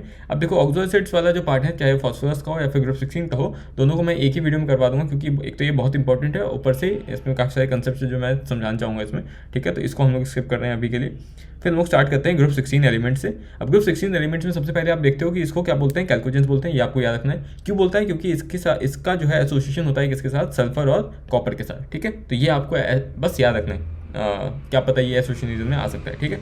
अच्छा, दूसरा कि जो भी इसमें एलिमेंट आते हैं ग्रुप 16 में, उसमें ऑक्सीजन जो है सबसे ज़्यादा एबंडेंट है, मोस्ट एबंडेंट है, तो ये आपको पता होना चाहिए। उसके बाद जो सबसे इंपॉर्टेंट चीज़ है वो ये है कि सल्फर एग्जिस्ट करता है किन किन फॉर्म में। तो सल्फर एग्जिस्ट करता है gypsum, Epsom salt, barite, galena, zinc blende, copper pyrite के फॉर्म में। इन सारे के फॉर्मूलाज आपको याद होनी चाहिए। एक दूसरी चीज़, ये जो सल्फर है वो ट्रेसेस में मिलता है, मतलब बहुत कम अमाउंट में। कहाँ मिलता है, आपके वॉल्केनोज में मिलता है, किस फॉर्म में, आपके हाइड्रोजन सल्फाइड के फॉर्म में। तो ये भी आपको याद रखना है, ये भी एक potential question, potential future question है, ठीक है। फिर हम लोग आगे चलते हैं, आगे ये सब कोई इंपॉर्टेंट चीज़ नहीं है। फिर यहाँ पे एटॉमिक एंड आयनिक रेडाई में आपको दिखता है कि जो ऑक्सीजन है वो एक्सेप्शनली स्मॉल होता है। तो बस ये एक स्टेटमेंट याद रखो, आपको स्टेटमेंट के फॉर्म में ये क्वेश्चन दिख सकता है, ठीक है। फिर आगे चलते हैं, इलेक्ट्रॉन गेन इंथैल्पी की बात करते हैं। तो यहाँ पे एक एक्सेप्शन है जो आपको ध्यान रखना है। वैसे तो जो इलेक्ट्रॉन गेन इंथैल्पी है वो डाउन द ग्रुप आपकी डिक्रीज करती है, लेकिन यहाँ एक्सेप्शन क्या है कि जो ऑक्सीजन है वो यहाँ पे होना चाहिए था, लेकिन वो उठ के कहाँ चल जाता है, सबसे पीछे चल जाता है। मतलब सबसे लीस्ट इलेक्ट्रॉन गेन इंथैल्पी किसको जाती है, आपकी ऑक्सीजन की हो जाती है। ये आपको ध्यान रखना है, एक्सेप्शन है, तो इंपॉर्टेंट क्वेश्चन यहाँ से बन के आ सकता है। फिर आगे चलते हैं, तो यहाँ पे एग्जाम्पल 7.10 आपको दिखेगा। इसको जो इसका क्वेश्चन है ये आपका एसोसिएशन बन के आ सकता है, और जो इसका सॉल्यूशन है वो रीजन बन के आ सकता है, तो उसको याद कर लेना। अब फिजिकल प्रॉपर्टीज में आते हैं, तो आप इसको डाउन द ग्रुप अगर लिखते हो तो कैसे लिखोगे, ओ स्टाइल से टेप हो, ठीक है। इसमें जैसा आपने वहाँ देखा था इससे पहले वाले ग्रुप में कि जो ऊपर के दो है नॉन मेटल होते हैं, तो यहाँ भी दो नॉन मेटल है, लास्ट वाला मेटल होता है और बीच वाला दो जो है मेटलॉइड होता है, तो सेम चीज़ है। दूसरी चीज़ जो इंपॉर्टेंट थी, वहाँ पे लिखा हुआ था कि जो नाइट्रोजन है उसको छोड़ के बाकी सारे एलोट्रॉपी दिखाते हैं। यहाँ पे लिखा है कि यहाँ पे सारे जो है एलोट्रॉपी दिखाते हैं, तो ये आपको डिफरेंस समझ में आ गया, तो इंपॉर्टेंट है। उसके बाद अगर आप यहाँ देखोगे कि ऑक्सीजन और सल्फर के बीच बहुत ज़्यादा डिफरेंस होता है किसमें, मेल्टिंग और बॉइलिंग पॉइंट में। तो ऐसा क्यों होता है, ऐसा होता है because of the large atomicity difference between oxygen and sulphur. Oxygen की जो एटोमिसिटी है वो 2 है, O2 के फॉर्म में एग्जिस्ट करता है डायटोमिक मॉलिक्यूल के फॉर्म में, और सल्फर जो है पॉलीएटॉमिक मॉलिक्यूल S8 के फॉर्म में एग्जिस्ट करता है। इसीलिए इनके बीच जो है मेल्टिंग और बॉइलिंग पॉइंट की डिफरेंस ज़्यादा हो जाती है, और ये एक एसोसिएशन के फॉर्म में क्वेश्चन बन के आ सकता है, ठीक है। फिर हम लोग बात करते हैं केमिकल प्रॉपर्टीज़ के बारे में। उसके बाद केमिकल प्रॉपर्टीज में जैसा आपने वहाँ देखा था सेम चीज़ कि जो नेगेटिव वाली ऑक्सीजन स्टेट है उसकी stability down the group decrease करेगी, +4 की स्टेबिलिटी इंक्रीज करती है, और जो +6 है मतलब जो हायर वाली ऑक्सीजन स्टेट की जो स्टेबिलिटी है वो डिक्रीज करती है। क्यों ऐसा इसलिए होता है, because of inert pair effect. क्योंकि इनर्ट पेयर इफेक्ट क्या कहता था कि जो कम ऑक्सीजन स्टेट है उसकी स्टेबिलिटी डाउन द ग्रुप आपकी बढ़ती है, तो वो चीज़ यहाँ लिखी हुई है। दूसरी चीज़, जो ऑक्सीजन है वो सिर्फ नेगेटिव ऑक्सीजन स्टेट दिखाता है, मतलब कि -2 ऑक्सीजन स्टेट दिखाता है सारे मॉलिक्यूल्स में एक्सेप्ट OF2 में, क्योंकि OF2 में जो आपका फ्लोरीन है वो ज़्यादा इलेक्ट्रोनेगेटिव हो जाता है ऑक्सीजन के कंपेरिजन में, इसलिए -2 वो -1 वो दिखाएगा, और ऑक्सीजन क्या दिखाएगा यहाँ पे +2 दिखाएगा। तो ये क्वेश्चन आ सकता है कि oxygen shows negative oxygen state in all of them except, तो एक्सेप्ट में आप कौन सा टिक करोगे, ऑप्शन OF2, ठीक है। तो ये ध्यान देना है। उसके बाद ये तो मैंने समझा दिया। फिर यहाँ एक चीज़ लिखिए कि जो हाइड्रोजन बॉन्डिंग है वो सिर्फ H2 में प्रेजेंट है, H2S में प्रेजेंट नहीं है। ऐसा क्यों है, because of small size and high electronegativity of oxygen, ठीक है। तो ये एसोसिएशन रीजन के फॉर्म में ये चीज़ आपको देखने को मिल सकता है। फिर आगे चलते हैं एसिडिक कैरेक्टर, ये सारे ट्रेंड्स के बारे में बात करते हैं। अब जैसा कि मैंने वहाँ समझाया था, सारे ट्रेंड्स को कंसेप्चुअली समझा दिया था, उसी तरीके से हम लोग यहाँ भी देखेंगे। अब देखो, अगर एसिडिक कैरेक्टर की बात करते हैं तो कौन ज़्यादा एसिडिक होगा, जो जल्दी से हाइड्रोजन रिलीज करेगा। अब आपको पता है कि राउंड द ग्रुप साइज तो आपका बढ़ते जा रहा है, मतलब ऑक्सीजन का साइज सबसे कम होगा, फिर सल्फर का बढ़ेगा उससे ज़्यादा, फिर सेलेनियम का होगा। तो इस तरीके से जो साइज है वो बढ़ते जा रहा है नीचे, मतलब कि जो बॉन्ड होगा उसका लेंथ बढ़ता जाएगा, मतलब बॉन्ड स्ट्रेंथ कम होती जाएगी। तो मतलब बॉन्ड इजिली ब्रेक हो सकता है जैसे जैसे हम लोग नीचे जाएंगे, और बॉन्ड इजीली ब्रेक होगा तो मतलब हाइड्रोजन जल्दी निकलेगा, इसीलिए acidic character down the group बढ़ रहा है, ठीक है। फिर थर्मल स्टेबिलिटी की बात करें, अभी आपने देखा bond strength down the group decrease होते जा रही है, तो मतलब थर्मल स्टेबिलिटी भी कम होती जाएगी, तो वही चीज़ आपको यहाँ देखने को मिल रही है। रिड्यूसिंग कैरेक्टर, मतलब दूसरे को रिड्यूस करना है, मतलब हाइड्रोजन निकाल के उसको देना है, मतलब हाइड्रोजन टूट के निकलना चाहिए, टूटने के लिए बॉन्ड वीक होना चाहिए। अभी आपने देखा कि down the group bond weak होगा, इसलिए रिड्यूसिंग कैरेक्टर किसका ज़्यादा होगा, जो सबसे नीचे प्रेजेंट होगा। यहाँ एक इंपॉर्टेंट चीज़ क्या प्रेजेंट है कि सारे हाइड्राइड्स जो है आपके रिड्यूसिंग कैरेक्टर दिखाते हैं एक्सेप्ट H2O, तो ये एकदम मार्क कर लेना क्योंकि ये क्वेश्चन बन के आ सकता है। फिर मेल्टिंग बॉइलिंग पॉइंट, ये तो आपको पता ही रहता है कि यहाँ एक एक्सेप्शन प्रेजेंट होता है कि वैसे तो होना चाहिए था कि डाउन द ग्रुप डिक्रीज कर रही है आपकी मेल्टिंग बॉइलिंग पॉइंट, लेकिन H2 जो हो जाता है वो दोनों के केस में, चाहे मेल्टिंग पॉइंट हो या बॉइलिंग पॉइंट हो, वो पीछे से उठ के सबसे आगे आ जाता है, मतलब सबसे हाई मेल्टिंग और बॉइलिंग पॉइंट किसकी होगी, H2 की होगी, और इसका रीजन आपको पता है हाइड्रोजन बॉन्डिंग, ठीक है। फिर आगे चलते हैं, रिएक्टिविटी विद ऑक्सीजन देखते हैं। अब रिएक्टिविटी विद ऑक्सीजन में आप देखते हो कि जो ओजोन और SO2 है वो गैसेस के फॉर्म में एग्जिस्ट करता है, ये आपको पता भी है, ओजोन और SO2 दोनों गैसेस है, तो ये याद नहीं रखना है आपको याद रखना है कि जो सेलेनियम डाइऑक्साइड है वो सॉलिड है, ठीक है। आपको एक स्टेटमेंट के फॉर्म में ये चीज़ आ सकती है। दूसरी चीज़ ये इंपॉर्टेंट है कि कौन सा आपका रिड्यूसिंग एजेंट की तरह काम कर रहा है, कौन ऑक्सीडाइजिंग एजेंट की तरह, तो ये आपको जिस तरीके से मैंने लिखा है इस तरीके से लिख के आपको याद कर लेना है। उसके बाद हम लोग बात करते हैं रिएक्टिविटी टुवर्ड्स द हैलोजेंस। अब रिएक्टिविटी टुवर्ड्स हैलोजन में हम लोग बात करते हैं किसकी, हेक्सा फ्लोराइड्स या हेक्सा हैलाइड्स के बारे में। तो हम लोग पे क्या बोलते हैं कि सारे हेक्सा हैलाइड्स जो हैं आपके बनते तो हैं, लेकिन स्टेबल से आपका हेक्सा फ्लोराइड होता है, ठीक है। मतलब एमंग हेक्सा हैलाइड्स आपके only hexa fluorides are stable, ये चीज़ें याद रखोगे। मतलब उसके बाद जब हम लोग हेक्सा फ्लोराइड की बात कर ही रहे हैं तो इसमें 3 इंपॉर्टेंट पॉइंट आपको याद रखना है कि जितने भी हेक्सा फ्लोराइड है सारे कैसे होंगे, गैसेस नेचर होंगे, ठीक है। ये आपको स्टेटमेंट्स, बहुत सारे स्टेटमेंट आ जाएंगे, बोलेंगे कौन सा करेक्ट है कौन सा इनकरेक्ट है बताओ। पहले तो बता दिया कि सारे हेक्सा फ्लोराइड गैसेस होते हैं, दूसरा सारे के सारे ऑक्टाहाइड्रल होंगे, ये तो ऑब्वियस चीज़ है, और तीसरी याद रखनी है आपको कि जो SF6 है, जितने भी हेक्साफ्लोराइड्स बनेंगे उसमें जो SF6 होगा वो एक्सेप्शनली स्टेबल होता है। और इसका रीजन क्या है? ड्यू टू, और ऐसा क्यों होता है? Because of some steric reason. जो उसका अरेंजमेंट है वो कुछ ऐसा होता है कि वो बहुत ज़्यादा स्टेबल हो जाता है। तो ये आपको याद रखना है। ये तो अकेले एक क्वेश्चन बन जाएगा एसोसिएशन रीजन या फिर स्टेटमेंट 1 स्टेटमेंट 2 के फॉर्म में। तो ये आपको याद रखना है। अब ये उतना इंपॉर्टेंट नहीं है, ठीक है, पढ़ना, लेकिन ज़्यादा इंपॉर्टेंट ये नहीं है। ये काफ़ी इंपॉर्टेंट है कि जो डाइक्लोराइड्स हैं और डाइब्रोमाइड्स हैं ये सारे बनाते हैं एक्सेप्ट कौन? एक्सेप्ट ऑक्सीजन, ठीक है। ऑक्सीजन को छोड़ के ये सारे आपके डाइब्रोमाइड्स और डाइक्लोराइड्स बनाएंगे।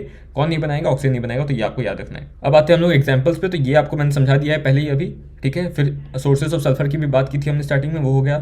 Thermal stability of hydrides of group 16 भी बात कर लिया हमने। और H2O जो है लिक्विड होता है, H2S गैस होता है, ये भी हमने बात कर लिया। रीजन क्या होगा? Hydrogen bonding.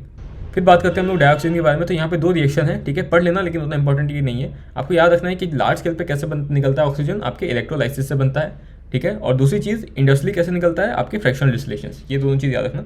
फिर प्रॉपर्टीज में आपको याद रखना है कि जो इसके 3 आइसोटोप है वो क्या क्या है? 16, 17 और 18। और जो डाइऑक्सीजन है वो सबके साथ रिएक्ट करते हैं, हर एक मेटल के साथ, एक्सेप्ट आपके गोल्ड और प्लेटिनम। अब एक इंपॉर्टेंट एसर्शन रीजन या फिर स्टेटमेंट का क्वेश्चन आ सकता है कि मतलब एक रीजन पूछ सकते हैं आपसे वो कि जो ऑक्सीजन के मोस्ट ऑफ द रिएक्शंस होते हैं सारे कैसे होते हैं? एक्सोथर्मिक होते हैं, ठीक है। लेकिन फिर भी आपको रिएक्शन करवाने के लिए इनिशियल हीट देनी पड़ती है। ऐसा क्यों होता है? तो आप इसका रीजन दोगे क्योंकि जो ऑक्सीजन की जो बॉन्ड इंथैल्पी है, जो डबल बॉन्ड होता है इसके दोनों ऑक्सीजन आइटम के बीच में, वो काफ़ी ज़्यादा हाई होती है। इसी कारण आपको हल्का सा हीट देना पड़ता है ताकि आप उस रिएक्शन को इनिशिएट कर पाओ, बाकी तो वो खुद संभाल लेती है। फिर ये बहुत सारे आपको रिएक्शन दिख रहे होंगे, आप समझ में नहीं आता है कौन सा याद रखें कौन सा नहीं। इसमें कुछ यूनिक रिएक्शन जो है जो कि आपको याद रखने वो है ये फॉस्फोरस वाला और जिंक सल्फाइड वाला, ठीक है। ये दोनों याद रखना, बाकी आपको याद रखने की जरूरत नहीं है। और वो याद रखो ना रखो, ये तो एकदम रट लेना, ये जो 2 रिएक्शन है क्योंकि काफ़ी ज़्यादा इंपॉर्टेंट है, ठीक है। इसमें साथ में जो यहाँ पे दिया हुआ है ना, यहाँ पे जो साथ में कैटलिस्ट दिया हुआ है वो भी आपको याद रखना है। अब इंडेक्स क्वेश्चन पे आते हैं। तो यहाँ पे आपको दिख रहा है, पहला क्वेश्चन पूछा है कि ऑक्सीजन किसके साथ रिएक्ट नहीं करता है। तो अभी आपने देखा नोबल मेटल्स के साथ रिएक्ट नहीं करता है, तो इसका आंसर हो जाएगा क्या? प्लेटिनम। दूसरा कि इन रिएक्शंस को कंप्लीट करो। तो आपको पता है हाइड्रोकार्बन के साथ जब भी ऑक्सीजन रिएक्ट करता है तो उसको कंबशन रिएक्शन बोलते हैं। और क्या निकलता है उसमें? CO2 + H2 निकलेगा, तो ये तो निकाल दोगे इजीली। दूसरा एल्यूमिनियम के साथ ऑक्सीजन रिएक्ट करने बोला है, तो अभी आपने देखा Al2O3 बनता है। इस तरीके से अब ये 2 रिएक्शंस क्योंकि आपको यहाँ मिल गए तो ये तो याद कर ही लेना क्योंकि ये इंडेक्स में क्वेश्चन प्रेजेंट है, ठीक है। फिर आगे चलते हैं हम लोग सिंपल ऑक्साइड्स के बारे में बात करते हैं। अब आ गए हम लोग एसिडिक ऑक्साइड्स पे। तो अब देखो यहाँ पे तुम्हें एग्जांपल्स दिख रहे होंगे बहुत सारे, तो सब आपको याद करना है क्या? नहीं याद करना है। क्यों? क्योंकि देखो सबसे पहले याद तो ये कर लेना न्यूट्रल ऑक्साइड्स कौन से होते हैं, बहुत बार आपने पढ़ा भी है। CO, NO, N2O आपके न्यूट्रल ऑक्साइड्स हैं, ये आपको याद होना चाहिए। एम्फोटेरिक ऑक्साइड सबको पता होता है, Al2O3 ये भी पता होगा। बचा आपका एसिडिक ऑक्साइड और बेसिक ऑक्साइड। तो इसमें कुछ याद करने की जरूरत नहीं है। आपको पता है कि जो नॉन मेटल्स होते हैं वो एसिडिक ऑक्साइड बनाते हैं। तो आपको दिख रहा होगा सल्फर, क्लोरीन, कार्बन, नाइट्रोजन सारे नॉन मेटल्स है, सारे सब ने क्या बनाया है? एसिडिक ऑक्साइड बनाया है। सिमिलरली बेसिक ऑक्साइड किसने बनाया है? मेटल्स ने बनाया है। हाँ, आप करना क्या चाहते हो? हाँ, अगर आपको करना हो तो आप यहाँ पे एसिडिक ऑक्साइड का डेफिनेशन याद करके रखना, अगर जिसको नहीं पता है उसके लिए वो इंपॉर्टेंट है। मतलब ऐसे ऑक्साइड जो वाटर के साथ रिएक्ट करके एसिड देते हैं उन्हें हम लोग एसिडिक ऑक्साइड बोलते हैं। इस सिमिलरली आपका बेसिक ऑक्साइड का भी डेफिनेशन होगा एक, तो याद करके रखना, क्या पता आपको स्टेटमेंट में दिख जाए। अब आते हैं हम लोग ओजोन के ऊपर। तो ओजोन में सबसे पहले आपको कुछ स्टेटमेंट्स याद रखने, क्योंकि ये पूछ सकते हैं कि which of the following is correct for ozone, which of the following is not correct for ozone. तो यहाँ पे पहली चीज़ ये है कि ओजोन आपका ऑक्सीजन का एलोट्रॉपिक फॉर्म है, तो यहाँ सही बात है, ये है। उसके बाद दूसरी चीज़ जो आपको याद रखनी है वो ये है कि यहाँ पे जो प्रोडक्ट बन रहा है जो आप जिसको ओजोन बोल रहे हो उसका एक और नाम है ओजोनाइज ऑक्सीजन, तो ये भी याद रखना। और आप ध्यान से रखना याद कि ये जो रिएक्शन है ये एंडोथर्मिक रिएक्शन है, क्योंकि जो एंथैल्पी ऑफ, उसके बाद जो बहुत इंपॉर्टेंट लाइन है वो ये है, यहाँ से एसोसिएशन रीजन बनने के चांस काफ़ी ज़्यादा है। ये पूछ सकते हैं कि क्यों हमें यहाँ पे साइलेंट इलेक्ट्रिक डिस्चार्ज यूज़ करना पड़ता है अगर हम लोग को ओजोनाइज ऑक्सीजन बनाना है। तो आपको आंसर देना है कि क्योंकि ओजोन का फॉर्मेशन ऑक्सीजन से जो है वो एंडोथर्मिक प्रोसेस है, इसलिए डिकम्पोजिशन को प्रिवेंट करने के लिए आप क्या यूज़ करते हो? साइलेंट इलेक्ट्रिकल डिस्चार्ज यूज़ करते हो। अब यहाँ पे हम लोग कुछ प्रॉपर्टीज के बारे में बात करते हैं ओजोन की। तो सबसे पहली चीज़ आप देखोगे कि जो प्योर ओजोन है वो आपका पेल ब्लू गैस होता है। तो बस याद रखना कि पेल ब्लू है, और जैसे जैसे वो लिक्विड से सॉलिड की तरफ जाते जाएगा ये कलर और डार्क होते जाएगा, बस इतना याद रखना। दूसरी चीज़, अगर आपका जो ओजोन है वो स्मॉल कंसंट्रेशन में प्रेजेंट है तो वो कैसा होता है? हार्मलेस होता है, ये आपको पता होना चाहिए, ठीक है। लेकिन अगर कंसंट्रेशन 100 ppm से ज़्यादा हो जाएगी तब ब्रीदिंग आपका अनकंफर्टेबल हो जाता है, आपको नोजिया फील होती है, ठीक है। ये सब चीज़ बस ध्यान रखो, आप आंसर कर लोगे। मेन चीज़ याद रखनी वो आपको ये याद रखनी कि ओजोन जो है वो ऑक्सीजन के रिस्पेक्ट में जब हम लोग उसको देखेंगे तो थर्मोडायनेमिकली अनस्टेबल होता है, एकदम याद रखना, स्टेटमेंट में आपको दिखने वाला है। अब इसीलिए इसका आपको ये सब चीज़ याद होना चाहिए कि इंथैल्पी इसका कैसा है, एंट्रोपी कैसा है, गिब्स फ्री एनर्जी इसकी कैसी है। तो याद रखना कि इंथैल्पी आपकी नेगेटिव होती है, एंट्रोपी पॉजिटिव होती है और डेल्टा जी आपकी नेगेटिव होती है। अब क्योंकि ये जो डेल्टा जी नेगेटिव है इसी कारण ये काफ़ी ज़्यादा डेंजरसली एक्सप्लोजिव होता है। अब ये भी ध्यान रखना कि यहाँ पे जितनी चीज़ बताई हुई है ये ओजोन से ऑक्सीजन जाने वाले रिएक्शन के लिए बताई हुई है। सॉरी अगर आपको दिखा नहीं होगा तो ये मैं बात कर रहा था इसके बारे में, ओजोन से ऑक्सीजन की तरफ जाते हुए जो भी होगा उसके बारे में ये सब यहाँ पे डिटेल दी गई है, तो ये ध्यान रखना। और इसी कारण ये जो डेल्टा जी नेगेटिव दिख रहा है, इसी कारण आपका ये जो है डेंजरसली एक्सप्लोजिव होता है, मतलब बहुत ज़्यादा। उसके बाद ये तो सबको पता ही होगा कि ओजोन जो है एक पावरफुल ऑक्सीडाइजिंग एजेंट है। क्यों है? क्योंकि ये इजीली जो है नेसेंट ऑक्सीजन देता है। नेसेंट ऑक्सीजन मतलब कि जो सिंगल ओ एटम आपको यहाँ दिख रहा होगा, इसको बोलते हैं नेसेंट ऑक्सीजन, तो ईजिली दे पाता है, इसलिए आपका एक पावरफुल ऑक्सीडाइजिंग एजेंट है। तो ये याद रखना। पूछ सकते हैं क्यों पावरफुल ऑक्सीडाइजिंग एजेंट है, तो ये ध्यान रखना है। फिर यहाँ पे आपका एक quantitative method for estimation of ozone gas दिया हुआ है, तो इसको भी पढ़ना आपको, बस पढ़ के रखना, आने के चांस कम है लेकिन आ भी सकता है, ठीक है। तो इसको ट्राई करना पड़ने का। फिर आगे चलते हैं। अब यहाँ पे कुछ यूनिक प्रॉपर्टीज़ के बारे में बात करते हैं। तो एक सबसे पहले याद रखना, आपको ये सब तो पता ही होगा कि ओजोन का डिप्लीशन होता है एटमॉस्फेयर में। अब क्यों होता है, इसकी दो चीज़ होती है। एक तो आपका फ्रीऑन्स होता है जो कि रेफ्रिजरेंट्स जैसे कि एरोजोल स्प्रे हो गया, रेफ्रिजरेंट्स हो गया, उसमें यूज़ होता है। और दूसरी चीज़ बताई हुई है कि जो सुपरसोनिक जेट एरोप्लेन्स होते हैं वो जब ऊपर उड़ते हैं तो उससे एग्जॉस्ट निकलता है। वो जो एग्जॉस्ट है उसमें क्या प्रेजेंट होता है, नाइट्रिक ऑक्साइड या फिर नाइट्रोजन के अलग अलग ऑक्साइड्स प्रेजेंट होते हैं। और ये जो नाइट्रोजन के ऑक्साइड्स है, स्पेशली नाइट्रिक ऑक्साइड की यहाँ बात की गई है, तो याद रखना कि कौन सा ऑक्साइड और किससे निकलता है। अगर पूछे कि सुपरसोनिक जेट एरोप्लेन से क्या निकलता है तो बताओगे नाइट्रिक ऑक्साइड निकलता है। उससे होता क्या है, ओजोन का डिप्लीशन होता है। तो ये आपको याद रखना है, ठीक है। अच्छा, उसके बाद यहाँ पे बताया हुआ है कि जो ओ बॉन्ड है ओजोन में, वो सारे बॉन्ड क्या होता है आपका, इक्वल होता है, आइडेंटिकल होता है। यहाँ पे डबल बॉन्ड देख के ये मत मान लेना कि कुछ बॉन्ड अनइक्वल है, यहाँ पे रेजोनेंस होगा, ये तो सबको पता ही होता है। अच्छा, बाकी शेप कैसा एंगुलर है ये सब तो आप केमिकल बॉन्डिंग से निकाल सकते हो, ये मैं नहीं बता रहा हूँ यहाँ पे। उसके बाद यहाँ पे मैंने बताया था कि ओजोन क्यों पावरफुल ऑक्सीडाइजिंग एजेंट है, याद रखना, क्योंकि यहाँ पे एक क्वेश्चन भी प्रेजेंट है। और दूसरा वो जो क्वांटिटेटिव एस्टिमेशन बताया था वो भी एक्जैक्टली आपको याद होना चाहिए। क्यों? क्योंकि इंटेक्स क्वेश्चन में प्रेजेंट है, तो यहाँ से क्वेश्चन बनाने के चांस काफी ज्यादा हो जाते हैं। फिर हम लोग देखते हैं सल्फर के एलोट्रॉपिक फॉर्म्स। अब यहाँ पे एलोट्रॉपिक फॉर्म ऑफ सल्फर में आपको क्या क्या याद रखना है। सबसे पहले याद रखो कि रूम टेम्परेचर पे कौन सा फॉर्म आपका स्टेबल रहता है, तो आप आंसर दोगे रोम्बिक सल्फर, ठीक है। दूसरी चीज, यहाँ पे दो टाइप के आपको सल्फर देखने को मिल रहे हैं, एक अल्फा सल्फर, एक बीटा सल्फर। अल्फा सल्फर को आप और क्या बोलते हैं, येलो रोम्बिक सल्फर, नाम पता होना चाहिए। और बीटा सल्फर किसका नाम है, तो मोनोक्लिनिक सल्फर का नाम है। उसके बाद तीसरी चीज याद करोगे कि जो मेल्टिंग पॉइंट है बीटा सल्फर की वो ज़्यादा होती है as compare to melting point of alpha sulphur. उसके बाद चौथी चीज़ याद करोगे कि जब अल्फा सल्फर, उसके बाद चौथी चीज़ याद करोगे कि जब टेम्परेचर 369 केल्विन से नीचे होता है तो आपका अल्फा सल्फर एग्जिस्ट करता है, जब उससे अबव होता है तो बीटा सल्फर एग्जिस्ट करता है, एकदम याद होनी चाहिए। और उसके अलावा एक टेम्परेचर होता है ट्रांजिशन टेम्परेचर, मतलब कि जब एक्जैक्टली 369 केल्विन होगा तब दोनों फॉर्म्स एग्जिस्ट करते हैं। तो ट्रांजिशन टेम्परेचर का डेफिनेशन भी यही हो गया कि वो टेम्परेचर जिसपे दोनों फॉर्म्स एग्जिस्ट करते हैं उसको हम लोग क्या बोलते हैं, ट्रांजिशन टेम्परेचर बोलते हैं। और ऐसा समझ, ये सब चीज़ें आपको याद रखनी है इसमें। और एक चीज़ याद रखना कि जो rhombic sulphur, yellow rhombic sulphur है वो वाटर में इनसॉल्युबल होता है लेकिन CH2 में सॉल्युबल होता है। तो ये आपको एज ए स्टेटमेंट आपको यहाँ देखने को मिल सकता है, ठीक है। फिर आगे चलते हैं हम लोग। अब यहाँ पे एक इंपॉर्टेंट चीज़ है कि चाहे रोम्बिक सल्फर की बात हो या मोनोक्लिनिक सल्फर की बात हो, दोनों एसिड मॉलिक्यूल्स होते हैं, मतलब कि उनका जो मॉलिक्यूल होगा उसमें 8 सल्फर के आइटम्स होंगे और दोनों का ही जो शेप होता है वो क्राउन शेप होता है, ठीक है। तो ये आपको ध्यान देनी है। जैसा कि यहाँ एग्जाम्पल दिया हुआ है, ठीक है, दिख रहा होगा आपको। अच्छा, यही है क्राउन शेप। और ये चाहे रोम्बिक सल्फर का स्ट्रक्चर पूछे या मोनोक्लिनिक, आंसर दोनों का सेम आएगा। कंफ्यूज मत होना कि रोम्बिक का ये होता है मोनोक्लिनिक का ये होता है, ये अलग चीज़ है, ठीक है। अच्छा, उसके बाद ये जो आपको दिख रहा होगा ये क्या है, साइक्लो S6 है। इसका शेप कैसा होता है, चेयर फॉर्म होता है। तो आपने याद कर लिया, रोम्बिक पूछे मोनोक्लिनिक बोले तो आप क्राउन शेप बोलोगे, साइक्लो S6 बोलेगा तो आप चेयर फॉर्म बोलोगे। उसके बाद जो लास्ट लाइन है वो बहुत इंपॉर्टेंट है, एकदम एक्जैक्टली आपको पता होना चाहिए कि अगर कोई बोलता है कि अगर बहुत एलिवेटेड टेम्परेचर है, जैसे कि आपने देखा रूम टेम्परेचर पे तो आपका रोम्बिक सल्फर स्टेबल था। अगर कोई बोलता है बहुत ज़्यादा एलिवेटेड टेम्परेचर तब कौन सा स्टेबल होगा, तो बताओगे S2, ठीक है, डायटोमिक सल्फर जो भी है। और ये जो डायटोमिक स्पीसीज होती है ये O2 की तरह ही पैरामैग्नेटिक होता है, बहुत अच्छे से याद करना। तो कौन से दो मैग्नेटिक आपको याद रखने हैं, एक O2 और S2, ठीक है। ये एकदम एक्जैक्टली याद रखना है आपको। अच्छा, उसके बाद यहाँ पे क्यों होता है वो पैरामैग्नेटिक बिहेवियर, इसका रीजन दिया है, तो एब्सोल्यूशन रीजन के फॉर्म में यहाँ से क्वेश्चन बन सकता है, इसको देख लेना। फिर आते हैं हम लोग सल्फर डाइऑक्साइड पे। अब सल्फर डाइऑक्साइड में सबसे पहले आपको प्रिपरेशन दिखता है, तो यहाँ से बहुत सारे रिएक्शन है, आपको कोई भी याद करने की जरूरत नहीं है, ठीक है। मेरे को नहीं लगता यहाँ से कोई भी पूछेगा। इंडस्ट्री वाला आप याद कर सकते हो कि कैसे रिएक्शन होता है, ठीक है। तो इसको देख लेना क्योंकि ये थोड़ा मेटलर्जिस्ट लिंक होता है। अब प्रॉपर्टीज की बात करते हैं तो ये कैसा होता है, कलरलेस गैस है तभी दिखता नहीं हम लोग को, इसमें तो कोई दिक्कत नहीं है। पंजेंट स्मेल ये सबको पता होता है, आपको याद रखना है ये रिएक्शन, ठीक है। SO2 जब H2 के साथ रिएक्ट करता है तो बहुत सारे लोग यहाँ पे सल्फ्यूरिक एसिड H2SO4 बनाते हैं, जो कि गलत हो जाएगा, सल्फ्यूरस एसिड है, याद रखना है। दूसरी चीज़, ये रिएक्शन आप देख सकते हो, उतना इंपॉर्टेंट नहीं है जितना ये है, लेकिन फिर भी याद रखना कि यहाँ से रिएक्शन स्टार्ट होता है, यहाँ पे खत्म होता है, ठीक है, इसको याद कर लेना। और यहाँ पे आप देख सकते हो कि जो भी रिएक्शन होता है वो सिमिलर है किसके, कार्बन डाइऑक्साइड के, उतना इंपॉर्टेंट ही नहीं है रिएक्शन, ये तो पक्का याद रखना। उसके बाद आगे चलते हैं। फिर आगे यहाँ देखते हो आप कि जो SO2 है उसको जब Cl2 के साथ रिएक्ट करते हैं तो SO2 Cl2 बनता है। इसी को हमने देखा था PCl5 की फॉर्मेशन है, तो इसको भी याद रखना। और ये जो रिएक्शन है ये तो एक्जैक्टली याद करना ही है, SO2 + O2 अगर V2O5 के प्रेजेंस में है तो आपका क्या बनता है, SO3 बनता है। उसके बाद यहाँ पे जो दो रिएक्शन दिख रहे हैं इसमें से ये वाला ज़्यादा इंपॉर्टेंट है, क्योंकि ये जो है किसका, SO2 का टेस्ट है, मतलब SO2 किसी चीज़ में प्रेजेंट है या नहीं है इसको पता करने का ये टेस्ट है। तो ये याद रखना, ये चीज़ यहाँ पे लिखी हुई है कि जब आप SO2 को यूज़ करते हो तो वो क्या करता है, पोटेशियम परमैंगनेट सॉल्यूशन को डीकलराइज कर देता है, और यही बताता है कि यहाँ पे सॉल्यूशन में SO2 प्रेजेंट है। ठीक है, उसके बाद यहाँ ये भी एंगुलर होता है जैसे कि ओजोन था, तो ये भी देख लेना। यहाँ पे एक इंपॉर्टेंट लाइन लिखी जो कि PYQ में आया हुआ था पहले से, कि पूछा था कि इनमें से कौन सा फूड प्रिजर्वेटिव है, तो ऑप्शन में सल्फर डाइऑक्साइड भी था, NO2 भी था। तो याद रखना है कि जो सल्फर डाइऑक्साइड है वो क्या था, फूड प्रिजर्वेटिव था, लेकिन NO2 नहीं होता है। ठीक है, ये चीज़ ध्यान देनी है।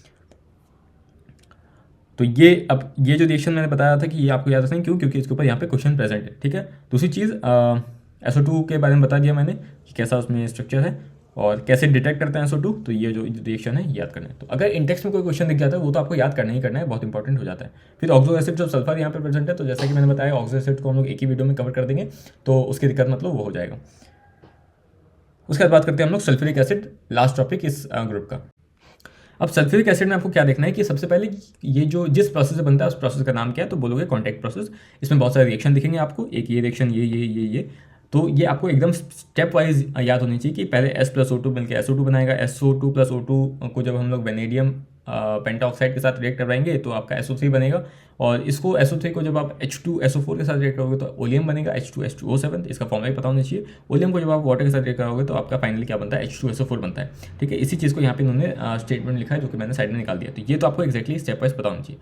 उसके बाद जो इंपॉर्टेंट क्वेश्चन है वो ये बनेगा कि ये आपने, ये तो मान लो ये चारों आपके जो रिएक्शंस है ये एक एक ऑप्शन बने हुए हैं आपके क्वेश्चन में, पूछेंगे which of the following is the key step in the formation of H2SO4। तो आपको बताना है कि ये जो आपका कैटालिटिक ऑक्सीडेशन वाला स्टेप था जहाँ पे SO2 से SO3 बन रहा था, ये वाला स्टेप यही की स्टेप है आपके H2SO4 के फॉर्मेशन में। ठीक है, तो याद करना, ये कंफ्यूजिंग हो सकता है, एक्जैक्टली क्वेश्चन बन के आएगा आपके एग्जाम में। उसके बाद ये रिएक्शन कैसा होता है ये याद रखना, एक्सोथर्मिक रिएक्शन है, और क्योंकि यहाँ पे जो रिएक्शन में वॉल्यूम का डिक्रीज होता है, इसीलिए इसका अगर आप ली चटले प्रिंसिपल लगाओगे इस पर तो आपको समझ में आएगा कि इस रिएक्शन को करवाने के लिए लो टेम्परेचर होना चाहिए, क्यों, क्योंकि एक्सोथर्मिक प्रोसेस है, और हाई प्रेशर होना चाहिए क्योंकि वॉल्यूम डिक्रीज होता है इन द फॉरवर्ड डायरेक्शन। उसके बाद जो ये लास्ट स्टेप था इसको अगर स्टेटमेंट में लिखते हैं तो कैसे लिखेंगे, आप लिखोगे कि जो डाइल्यूशन ऑफ वॉल्यूम है उससे आपको क्या मिलता है, H2SO4 मिलता है। तो हाँ, ये सही बात है, अगर स्टेटमेंट में दिखता है तो कंफ्यूज मत होना। उसके बाद हम लोग आगे चलते हैं, कुछ प्रॉपर्टीज़ के बारे में बात करते हैं।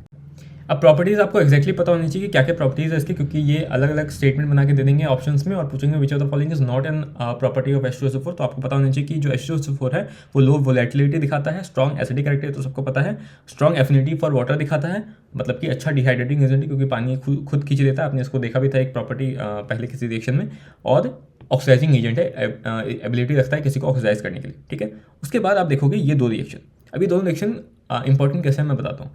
ये बता रहा है कि H2SO4 जो है किस तरीके से डिसोशिएट होकर हाइड्रोजन देता है। तो पहले एक हाइड्रोजन निकालता है, फिर अगले स्टेप में एक और हाइड्रोजन निकालता है। इसका Ka1 वैल्यू कितना है और सेकंड स्टेप का Ka वैल्यू कितना है ये यहाँ पे दिया हुआ है। ठीक है, अब यहाँ देख सकते हो आप कि जो Ka1 वैल्यू है वो क्लियरली बहुत ज़्यादा है as compare to Ka2 value, और यही जो लार्जर वैल्यू ऑफ Ka1 है ये बताता है कि जो H2SO4 है वो लार्जली कैसे डिसोशिएट होता है H+ और HSO4 नेगेटिव, मतलब कि ऊपर वाला रिएक्शन ज़्यादा होगा एज कम्पेयर टू नीचे वाला रिएक्शन। तो ये एक्जैक्टली याद रखना है, आपको क्वेश्चन में दिखेगा। अब यहाँ पे नीचे दो इंपॉर्टेंट प्रॉपर्टीज डिस्कस की गई हैं H2SO4 की। एक कि क्योंकि अभी आपने देखा कि जो H2SO4 है वो लो वोलेटिलिटी दिखाता है, इसी के कारण इसको हम लोग मोर वोलेटाइल एसिड्स बनाने में यूज़ करते हैं, वही यहाँ पे रिएक्शन दिया हुआ है, इस पर एक इंडेक्स क्वेश्चन भी है तो आपको इसको ध्यान रखना है।